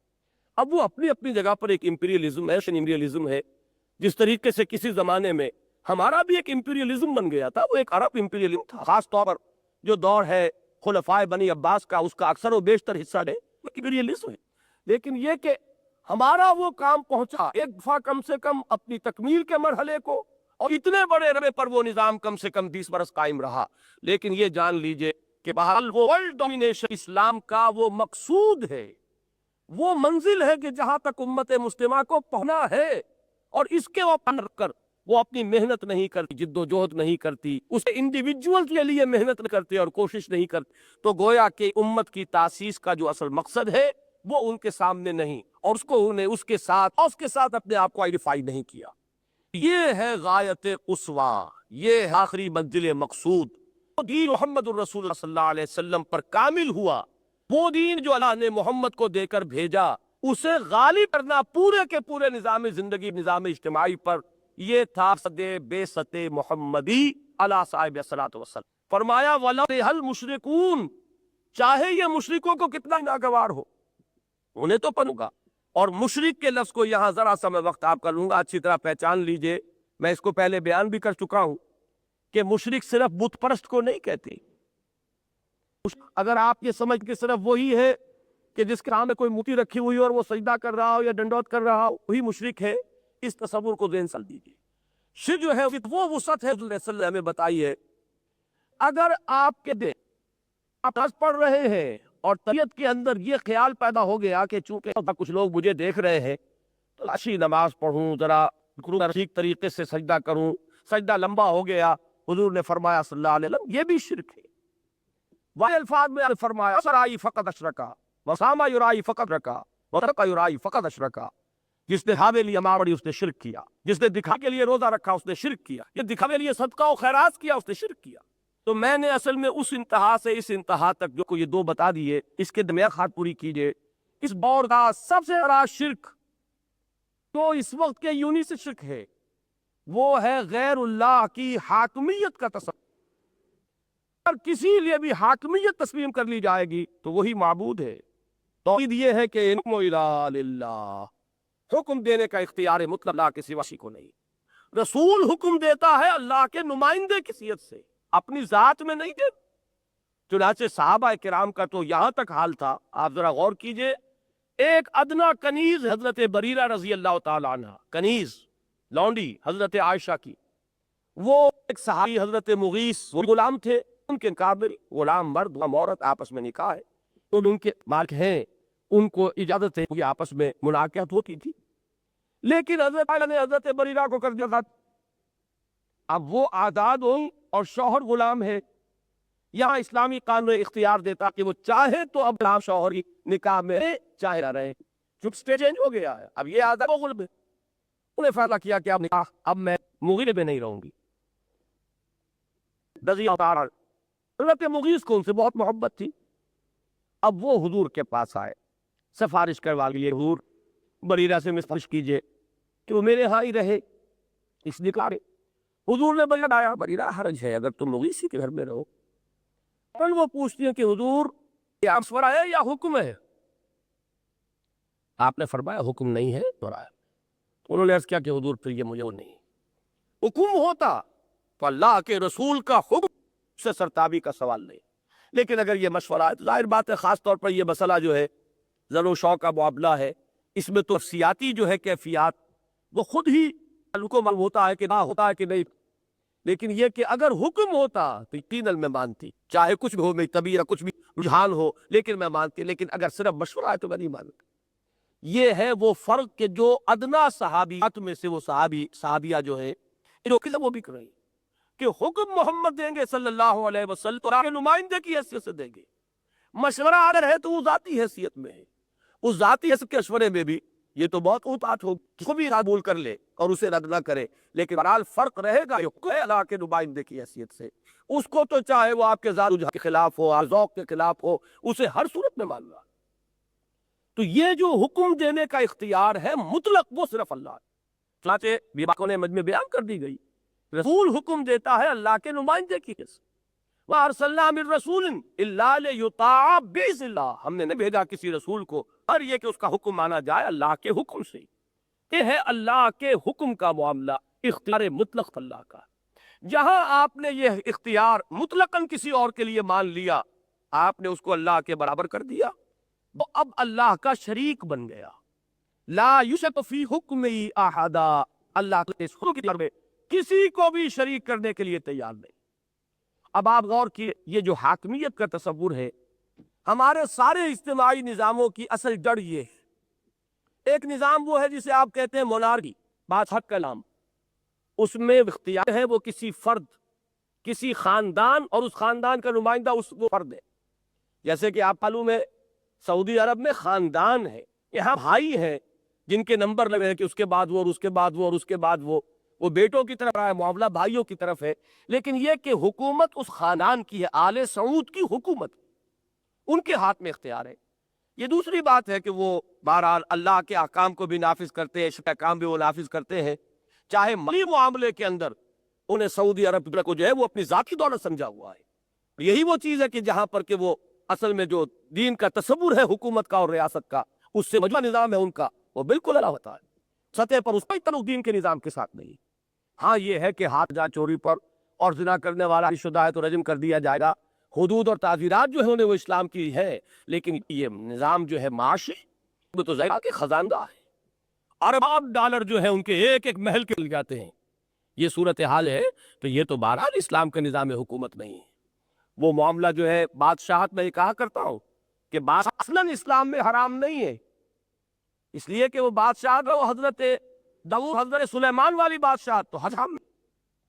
بادشاہ کا جو ہے طریقے معاشرے کے مدنی ارقا کے تصور سے کہ لیول پر ہے، آپ سوشل ہو سکتا ہے کہ کوئی ملک ہے جس میں ابھی قبائلی نظام ہی چل سکتا ہے، آپ وہاں ڈیموکریسی لائیں گے تو ہم ان پریشان کریں گے، وہ نہ اس کو سمجھتے ہیں، نہ ورک کر سکتے ہیں، نہ ان کا شعور اتنا ہے کہ وہ اس کو چلا سکے، لہذا وہاں تو قبائلی نظام ہی چلے گا۔ البتہ یہ اگر ایک قبیلہ خود اللہ کا بندہ ہے اور اللہ کا قانون نافذ کر رہا تو یہ قبائلی نظام ہمیں پسند ہے، ہمیں اس میں کوئی اعتراض نہیں ہو، لیکن ہو وہ پورا کا پورا اللہ کا دین، یہ نہیں کہ ایک پہلو سے تو اللہ نافذ کیا جا رہا اور ایک پہلو سے جو اپنی مرضی جو ہے اس کو مسلط کر دیا گیا ہو، یہ شرک ہو جائے گا۔ بال دوئی پسند شریک ہے، شرکت میں آنا حق و باطل نہ کر کو، تو اگر حضرت داؤد والا اللہ ہو کہ اپنی محنت کر کے اس کریں، انہوں نے اس مسلمان کے بیت المال کو اپنی جگہ سمجھا ہوا ہے۔ یہ تو ہمارے بہت کے دور میں بھی وہ سید ناصرالدین جو خاندان سادات کے بادشاہ ہوا ہندوستان میں، اسی طرح خود اورنگزیب انہوں یہ کر کے دکھایا ہے کہ اپنی معاش کے لیے انہوں نے خود محنت کی ہے، کوئی ٹوپیاں بنا رہا ہے، کوئی قرآن شریف لکھ کر اور اس کی اجرت سے جو ہے اپنی ذاتی معاش پیدا کر رہا ہے، انہوں نے مسلمانوں کے بیت المال کو اپنا خزانہ نہیں سمجھا۔ تو یہ بات سمجھ لیجئے کہ جہاں بھی وہ حاکمیت جو ہے وہ اللہ کے سوا کسی اور کی ہوئی، یہی شرک ہے۔ اسی طریقے سے ڈیموکریسی، اس میں حاکمیت عوام کی، اللہ کی نہیں ہے۔ اصل democracy government of the people, by the people, for the people, یہاں اللہ کا کیا سروکار، اللہ کا نہ ابتدا میں ذکر نہ آخر میں ذکر، ساورنٹی پاپولر، عوام کی حاکمیت ہے۔ عوام اپنے ووٹوں سے جسے منتخب کر لے اور وہ جو چاہے قانون بنا دے، اس کے اوپر کوئی اور سپر لا یا سپر اتھارٹی موجود نہیں ہے۔ ڈیموکریسی اپنے اصل ایسنس میں بدترین شرک ہے۔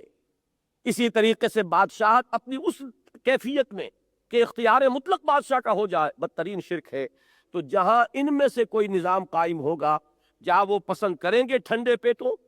کہ اللہ کا دین قائم ہو جائے، ہمارے مفادات،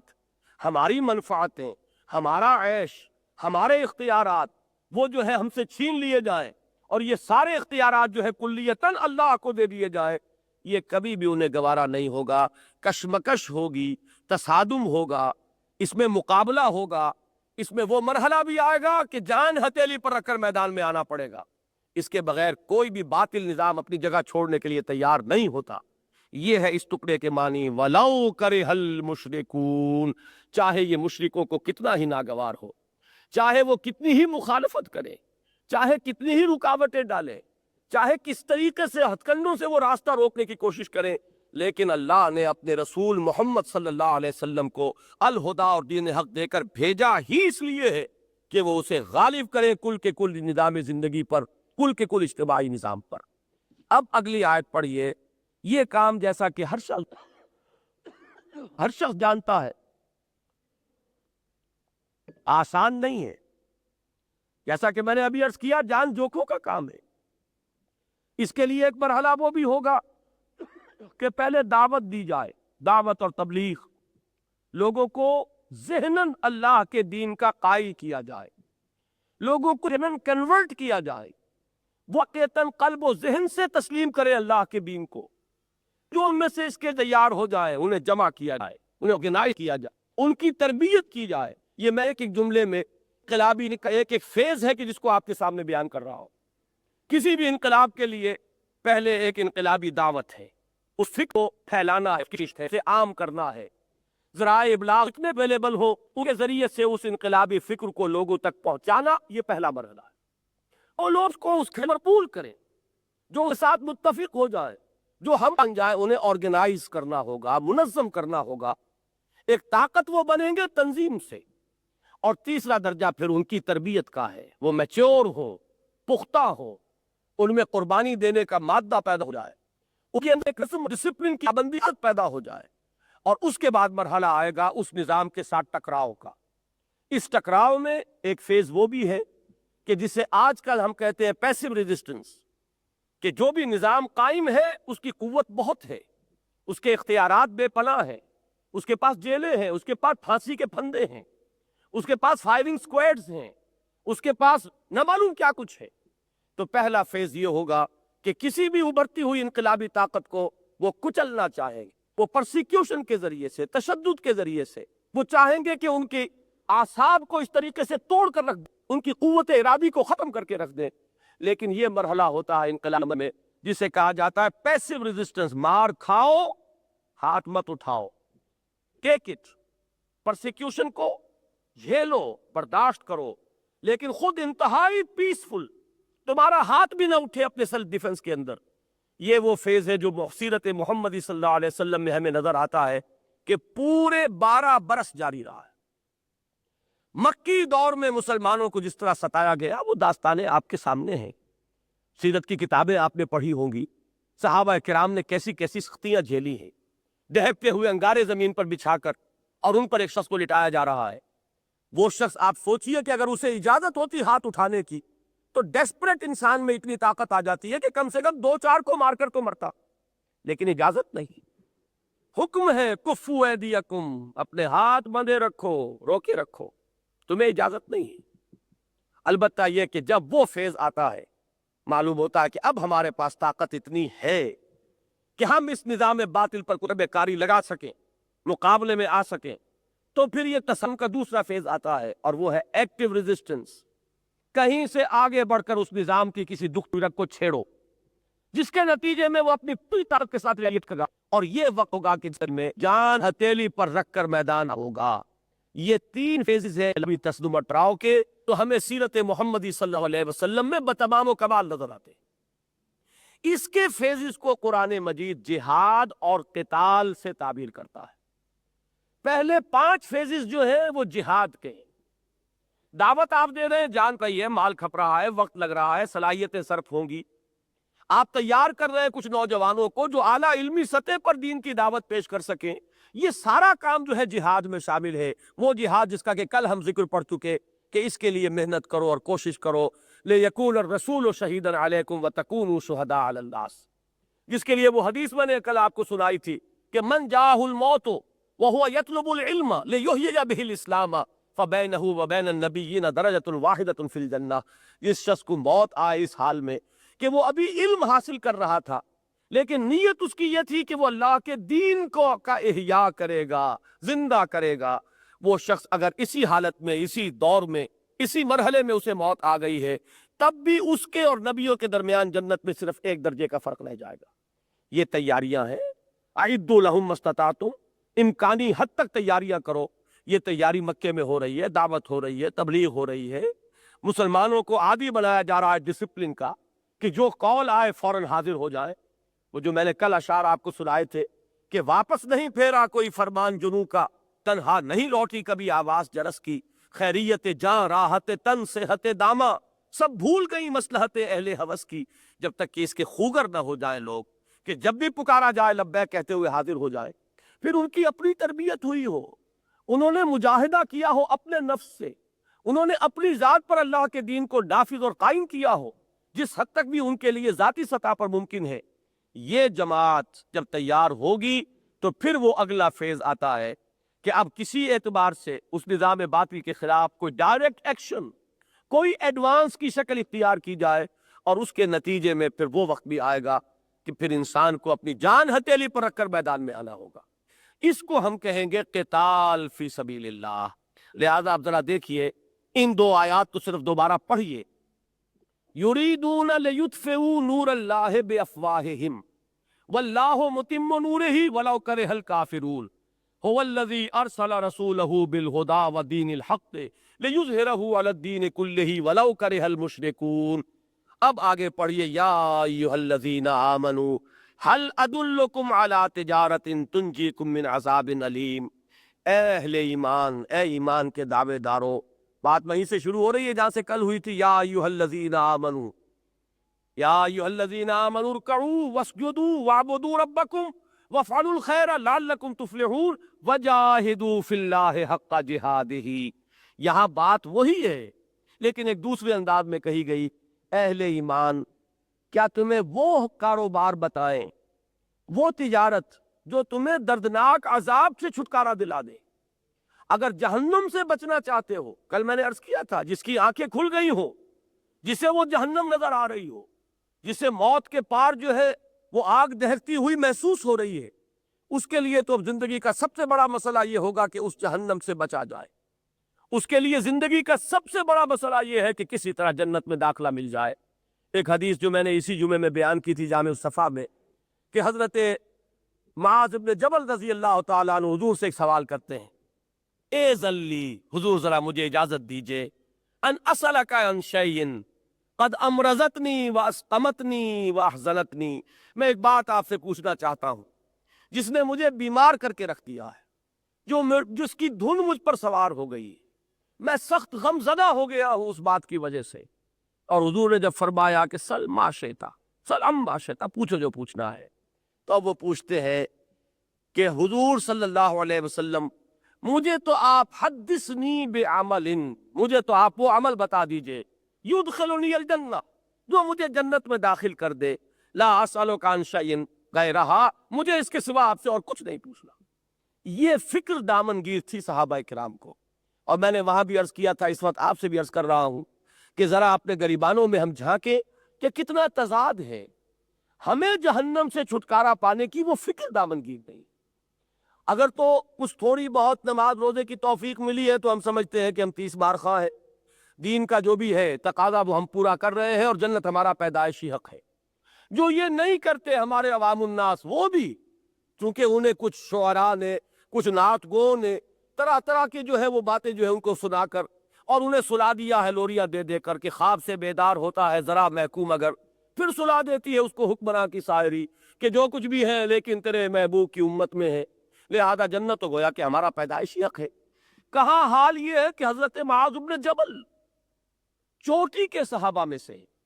صرف چند صحابہ ہیں جن کے لیے حضور نے افعل التفضیل کا صیغہ استعمال کیا ہے۔ افعل التفضیل ایڈجیکٹو کی وہ آخری شکل ہے سپرلیٹو ڈگری، کہ بہترین کون ہے تم میں سے، میری امت پر سب سے زیادہ رحیم اور شفیق ابو بکر ہے، اللہ کے معاملے میں سب سے زیادہ سخت میری پوری امت میں وہ حضرت عمر ہیں رضی اللہ تعالی عنہ، اور سب سے زیادہ جو حیا جن کے اندر ہے وہ حضرت عثمان ہے، جو سب سے زیادہ اصابت رائے اور فیصلے کی صلاحیت اللہ نے جن کو دی ہے سب سے بڑھ کر پوری امت میں وہ حضرت علی ہے۔ اسی طرح حضرت معاذ بن جبل کے بارے میں فرمایا عالمہم بالحلال والحرام معاذ بن جبل، میری پوری امت میں حلال اور حرام کے احکام کو سب سے زیادہ جاننے والا یہ معاذ بن جبل ہے۔ اور غزوہ تبوک کے سفر میں وہ ساتھ ہیں اس وقت، اور وہ ان سے پوچھتے ہیں، اس وقت پوچھتے ہیں حضور سے ایک سوال مجھے کرنا ہے، سوال ایسا ہے قد امرضتنی واسقمتنی واحزنتنی، اور وہ سوال کیا ہے؟ صرف یہ حدثنی بعمل یدخلنی الجنہ، حضور مجھے وہ عمل بتا دیجئے جو مجھے جنت میں داخل کر دے۔ وہ بھی اگلی بات ہے جنت میں داخلہ، یہاں فرمایا گیا هل ادلکم علی تجارت تنجیکم من عذاب علیم، کیا تمہیں بتایا جائے وہ کاروبار، وہ تجارت جو تمہیں دردناک عذاب سے چھٹکارا دلا دے؟ اب اس سوال کا جواب خود اللہ نے دیا، تؤمنون باللہ ورسولہ، ایمان پختہ رکھو اللہ پر اور اس کے رسول پر۔ یہاں پھر دیکھیے وہی بات آ گئی کہ خطاب تھا یا ایھا الذین آمنوا سے، لیکن دوہرا کر کہا گیا کہ پختہ رکھو ایمان۔ اس لیے ایمان کے دو درجے ہیں، ایک وہ اقرار باللسان جس کی بنا پر تم مسلمان ہو گئے ہو، اور ایک ہے وہ یقین قلبی جو اصل ایمان ہے۔ جب تک کہ اس یقین قلبی تک رسائی نہ ہو، اگر تم یہ سمجھتے ہو کہ ایمان کی حقیقت تمہیں حاصل ہو گئی ہے تو مغالطے نہ۔ تؤمنون باللہ ورسولہ، ایمان پختہ رکھو، محکم رکھو اللہ پر اور اس کے رسول پر، وتجاہدون فی سبیل اللہ باموالکم وانفسکم، اور جہاد کرو اللہ کی راہ میں اپنی جانوں اور اپنی مالوں کے ساتھ، ذالکم خیر لکم ان کنتم تعلمون، یہی ہے تمہارے لیے بہترین طرز عمل، یہی ہے نتیجے کے اعتبار سے بہترین عمل کی شکل اگر تم سمجھو۔ بظاہر گھاٹے کا سودا ہے، یہی صلاحیتیں، یہی قوتیں، یہی مال، اس کو انویسٹ کرتا ہے آدمی مزید کمانے کے لیے، مزید دولت حاصل کرنے کے لیے، مزید آسائشیں اپنے لیے حاصل کرنے کے لیے، دنیا میں اپنے جو پھیلنے اور پھولنے اور پھلنے، اس کے لیے انسان اپنا وقت لگاتا ہے، اپنی قوتیں، اپنی توانائیاں، اپنی ذہانت، اپنی صلاحت۔ اب اگر اسی کو لگائے گا وہ دین کے لیے تو ظاہر بات ہے دنیا سمٹے گی، سکڑے گی، اب بڑھے گی نہیں۔ یہ بات نہیں ہو سکتی کہ یہ بھی چلے اور وہ بھی چلے، اس میں بھی ترقی اور وہ بھی ترقی ہو، یہ تو بالکل ایک نظری بات ہے جو ناممکن ہے۔ اس لیے کہ ہمیں یہ معلوم ہے کہ اگر یہ بات ہوتی تو سب سے بڑھ کر ہوتی حضرت ابو بکر کے لیے، لیکن ہمیں معلوم ہے حضرت ابو بکر رضی اللہ تعالی عنہ جو مکے کے چوٹی کے تاجروں میں سے تھے، 40,000 درہم کا سرمایہ ان کا اس وقت تھا جبکہ وہ ایمان لائے، لیکن جب اب ان کا وقت لگ رہا ہے اللہ کے دین کی دعوت میں، 10 مبشرہ میں سے 6 وہ ہیں جو ان کی دعوت و تبلیغ پر ایمان لائے ہیں، تو وہی وقت جو وہاں لگ رہا تھا اب یہاں لگ رہا ہے، وہ بساط اب سمٹنی شروع ہوئی ہے، اس میں کمی آنی شروع ہوئی ہے، یہاں تک کہ جب ہجرت کے لیے حضور کے ساتھ تشریف لے گئے ہیں تو اس وقت جو بھی تھوڑی بہت پونجی رہ گئی تھی وہ صرف ایک پوٹلی میں باندھ کر ساتھ لے گئے ہیں، گھر والوں کے لیے کچھ نہیں چھوڑا۔ یہ بات حضرت، اور آپ کو یاد ہوگا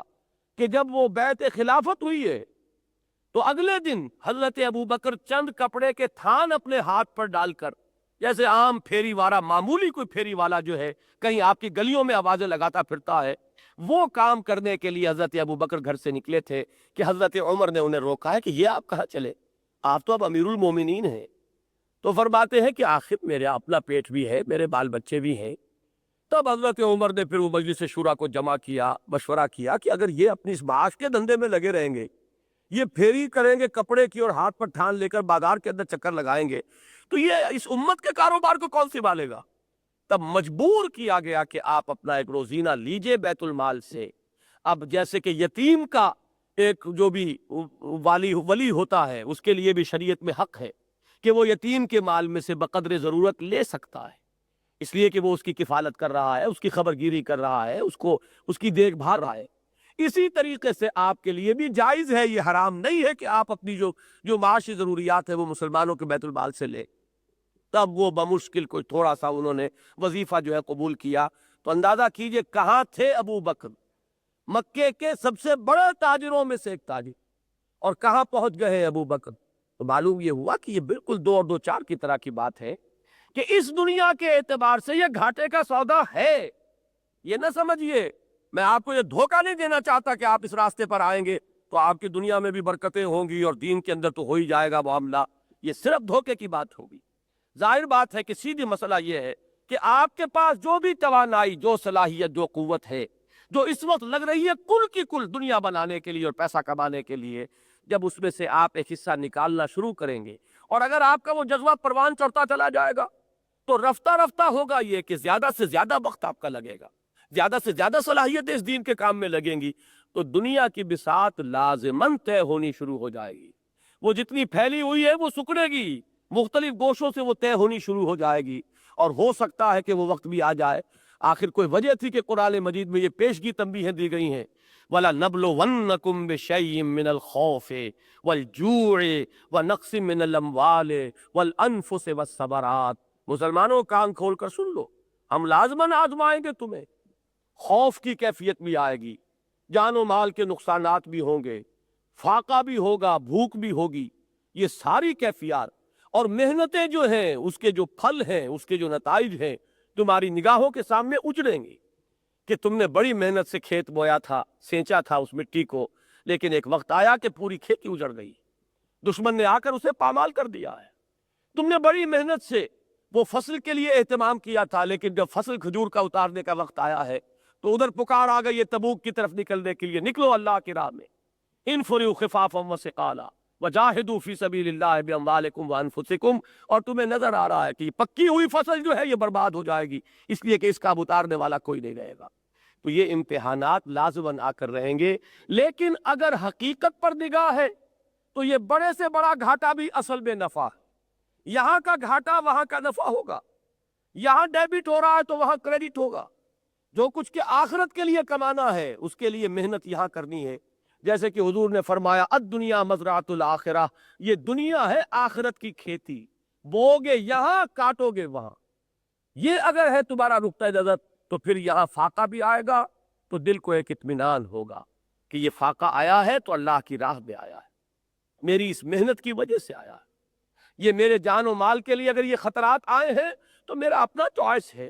میں نے خود اس راستے کو اختیار کیا ہے، میں اللہ کی راہ میں آگے بڑھا ہوں۔ یہ تنبیہ میرے سامنے تھی کہ وَلَنَبْلُوَنَّكُمْ بِشَيْءٍ مِّنَ الْخَوْفِ وَالْجُوعِ وَنَقْصٍ مِّنَ الْأَمْوَالِ وَالْأَنفُسِ وَالثَّمَرَاتِ۔ یہ ہے بات جو فرمائی ذَلِكُمْ خَيْرٌ لَكُمْ إِن كُنتُمْ تَعْلَمُونَ۔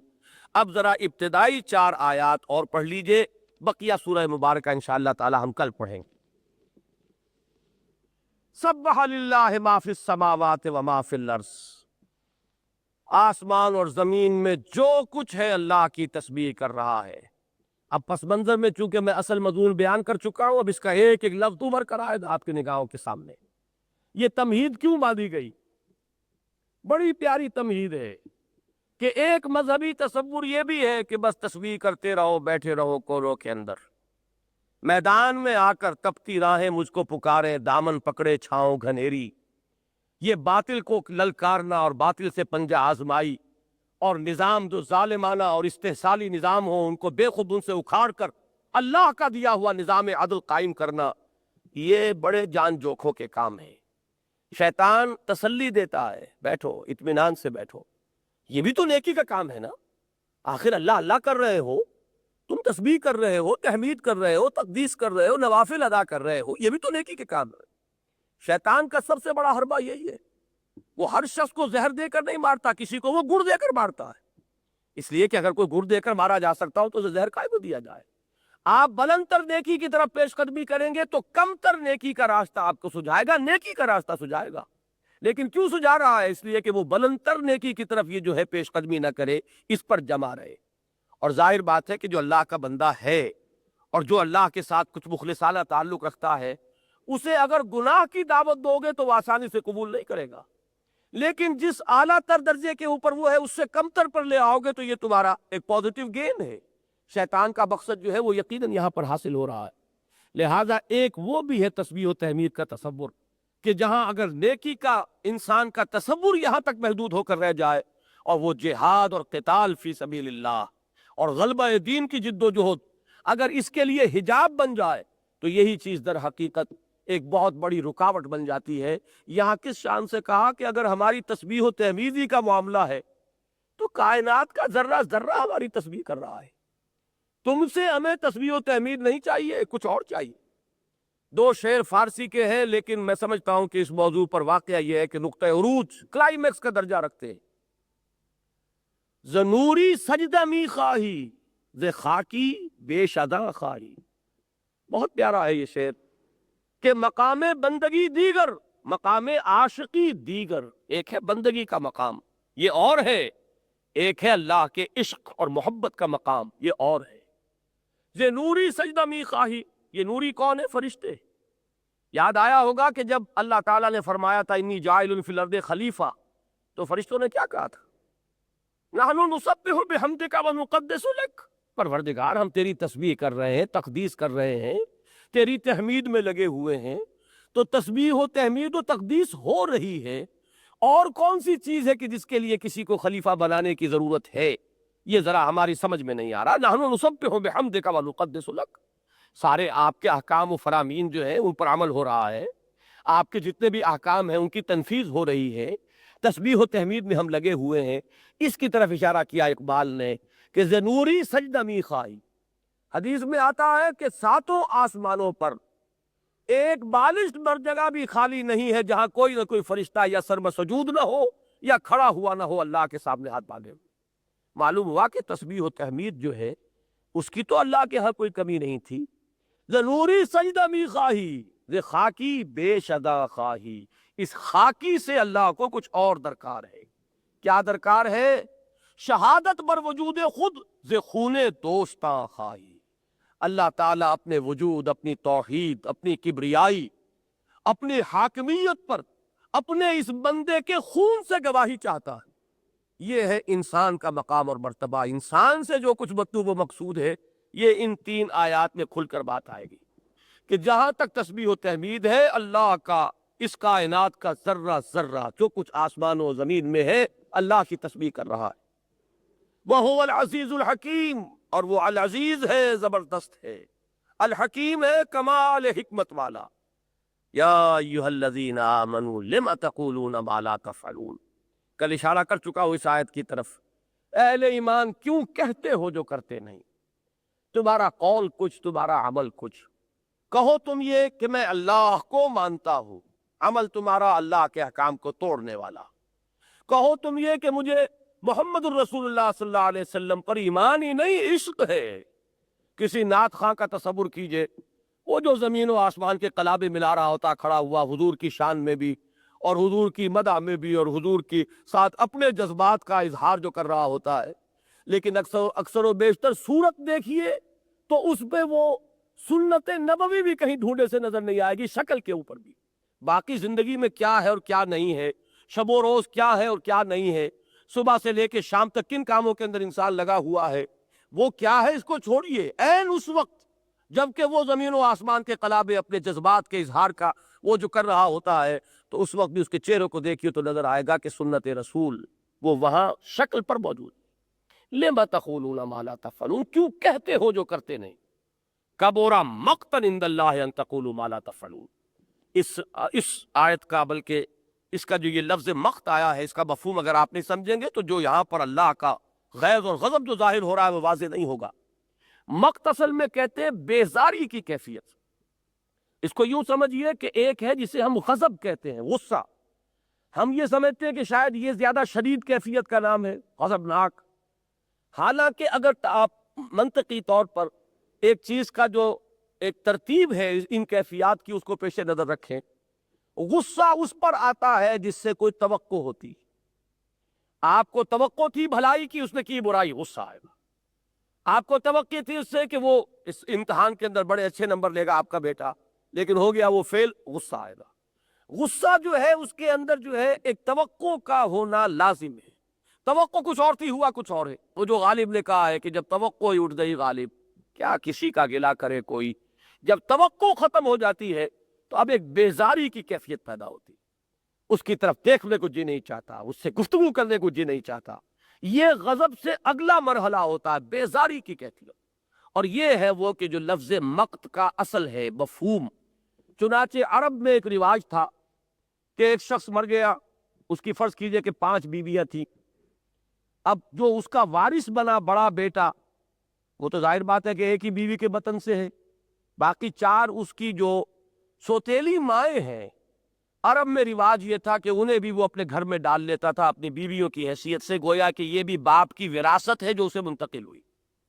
اور یہ بھی ان کے ہاں ایک نکاح قرار دیا جاتا تھا لیگل، اگرچہ کہتے تھے کہ یہ نکاح مقت ہے، یہ ہے بڑی بیزار کن شے، ہے بہت بری شے، لیکن بہرحال ان کے ہاں اب اس سے بھی جو اولاد ہوگی وہ اس کی لیگل اولاد وہاں پر تسلیم کی جاتی تھی۔ اسلام نے جو اصلاحات کی ہیں اور ان چیزوں کو ختم کیا ہے، وَلَا تَنكِحُوا مَا نَكَحَ آبَاؤُكُمْ، وہ آیت جو نازل ہوئی کہ یہ چیز جو ہے مقتا، یہ بڑی ہی بیزاری والی اور بڑی ہی مکروہ کیفیت تھی کہ جو تمہارے ہاں چلی آ رہی تھی، وہ لفظ مقت ہے جو یہاں لائے، کبورا مقتن عند اللہ ہے، اور مقت پہ ساتھ اضافہ کبورا، بہت بڑا ہے، بہت ہی بڑی ہے یہ بات اللہ کے لیے بیزاری کی، ان تقولوا ما لا تفعلون، کہ تم کہو جو کچھ کے کرتے نہیں۔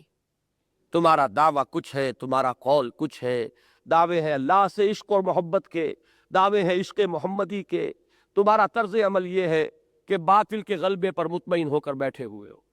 زیادہ سے زیادہ کوئی ٹیبل ٹاک ہے، کوئی گفتگو ہے، صرف یہ کہ زبانی کلامی کچھ اسلام کے حق میں کچھ باتیں کہہ دی ہیں، کچھ ماحول میں یہ برا ہو رہا ہے، یہ حالات خراب ہو رہے ہیں، اس پر کچھ اظہار تشویش کر دی، باقی یہ کہ صبح سے اٹھ کر جو لگے تو ساری محنت ہو رہی ہے اسی ماحول میں زیادہ سے زیادہ پاؤں پھیلانے، اسی ماحول میں زیادہ سے زیادہ دولت جمع کرنے، اسی ماحول میں زیادہ سے زیادہ اپنے آپ کو اسٹیبلش کرنے، اسی ماحول میں پھلنے پھولنے اور پھیلنے کے لیے ایک ایک لمحہ اور ایک ایک پیسہ لگ رہا۔ یہ ہے در حقیقت قول و عمل کا وہ تضاد، یہ ہے لما تقولون ما لا تفعلون، کبر مقتا عند اللہ ان تقولوا ما لا تفعلون۔ شان نزول کی روایات میں آپ کو مل جاتا ہے کہ ایک جگہ کچھ لوگ بیٹھے ہوئے باتیں کر رہے تھے اور وہ کہہ رہے تھے کہ ہمیں اللہ سے بڑی محبت ہے، اس پر یہ آیات نازل ہوئیں۔ تو یہ اصل میں یہ اس طرح کے واقعات جو ہے ان کو اگر پس منظر میں رکھا جائے تو وہ اور نکھر کر مضمون سامنے آ جاتا ہے، لیکن یہ کہ اصل جو ہے اس صورت کا اپنا ایک جو نظام ہے، اس کے اپنے اندر آیات کے اندر جو ربط اور تعلق ہے اس کو سامنے رکھیے کہ اصل میں یہ ہے اس دعوت جہاد کے لیے، اور اس کے لیے منزل آخری معین کی یونیورسل ڈومینیشن آف اسلام، اس کرۂ ارضی پر اللہ کا غلبہ دین حق کی حیثیت سے، یہ ہے آخری منزل مقصود اسلام کی، اور جہاد اس وقت تک جاری رہے گا۔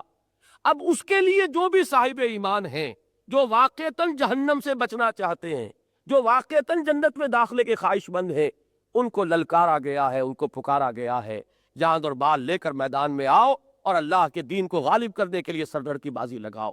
اگر یہ نہیں کرتے ہو تو یہ تناقض ہے، یہ منافقت ہے،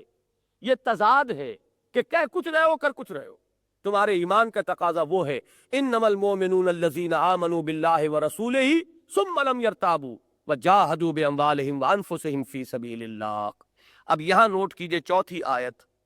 اس پر درس آج کا میں ختم کر دوں گا۔ اس میں اصل میں اس جہاد کی آخری منزل دکھا دی جو میں پہلے بیان کر چکا ہوں۔ اس جہاد میں دعوت بھی آ گئی، اس جہاد میں اپنے نفس کے ساتھ مجاہدہ بھی آ گیا، اس جہاد میں دعوت و تبلیغ کے لیے جان اور مال کھپانا بھی آ گیا، اس جہاد میں تنظیم کے مراحل طے کرنا بھی آ گیا،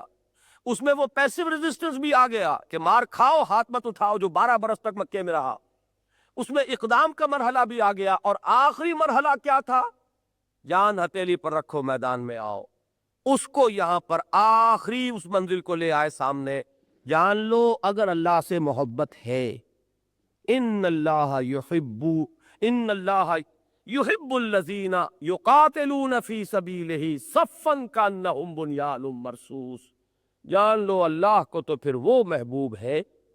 اللہ کو محبت اپنے ان بندوں سے ہے، جیسے میں نے اس آیت کے بارے میں عرض کیا تھا کہ اس کا ایک رنگ جو ہے، انداز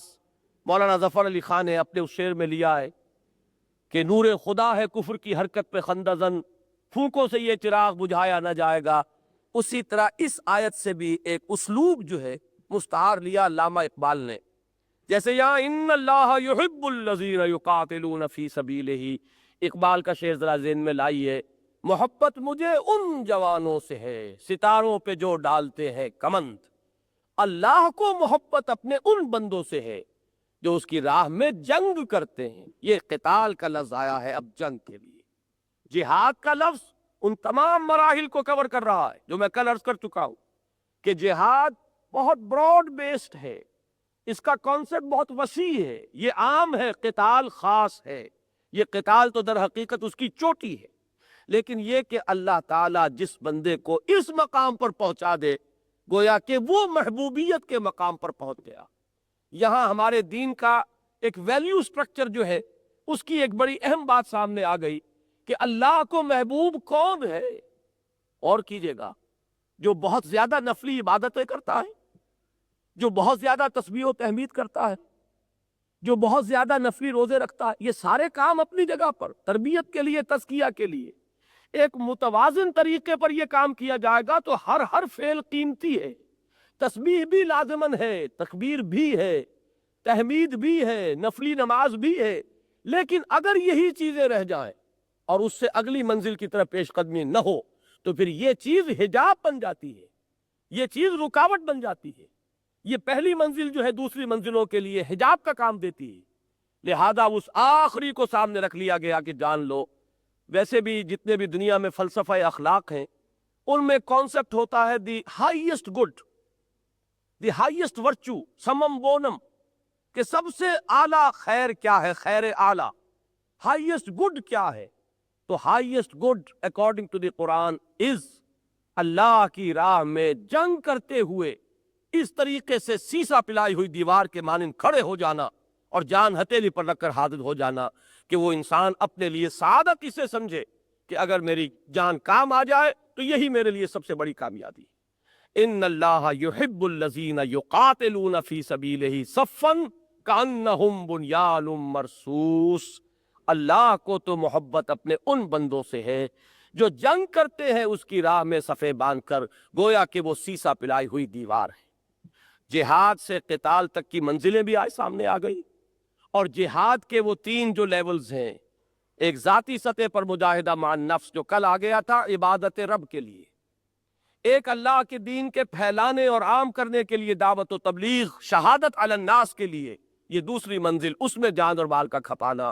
اور تیسری اور بلند ترین منزل اللہ کے دین کو بالفعل غالب اور نافذ اور قائم کرنے کے لیے سر دھڑ کی بازی لگا دینا۔ اس میں بھی ایک فیز وہ رہے گا کہ مثلا اگر ہمیں اللہ توفیق دیتا ہے کہ ہم یہ عزم مصمم کر کے یہاں سے اٹھے کہ یہی راستہ اختیار کرنا ہے، تو ہمارے لیے اس غلبہ دین کی پہلی منزل ہوگی اپنے اس ملک پاکستان میں اللہ کے دین کو غالب کرنا۔ اس کے بعد بھی بات ختم نہیں ہوگی، بلکہ نگاہ ہماری رہے گی اونچی، نگاہ بلند، سکون دل نواز جاں پر سوز، یہی ہے رخت سفر میر کارواں کے لیے۔ نگاہ ہماری ہوگی ورلڈ ڈومینیشن،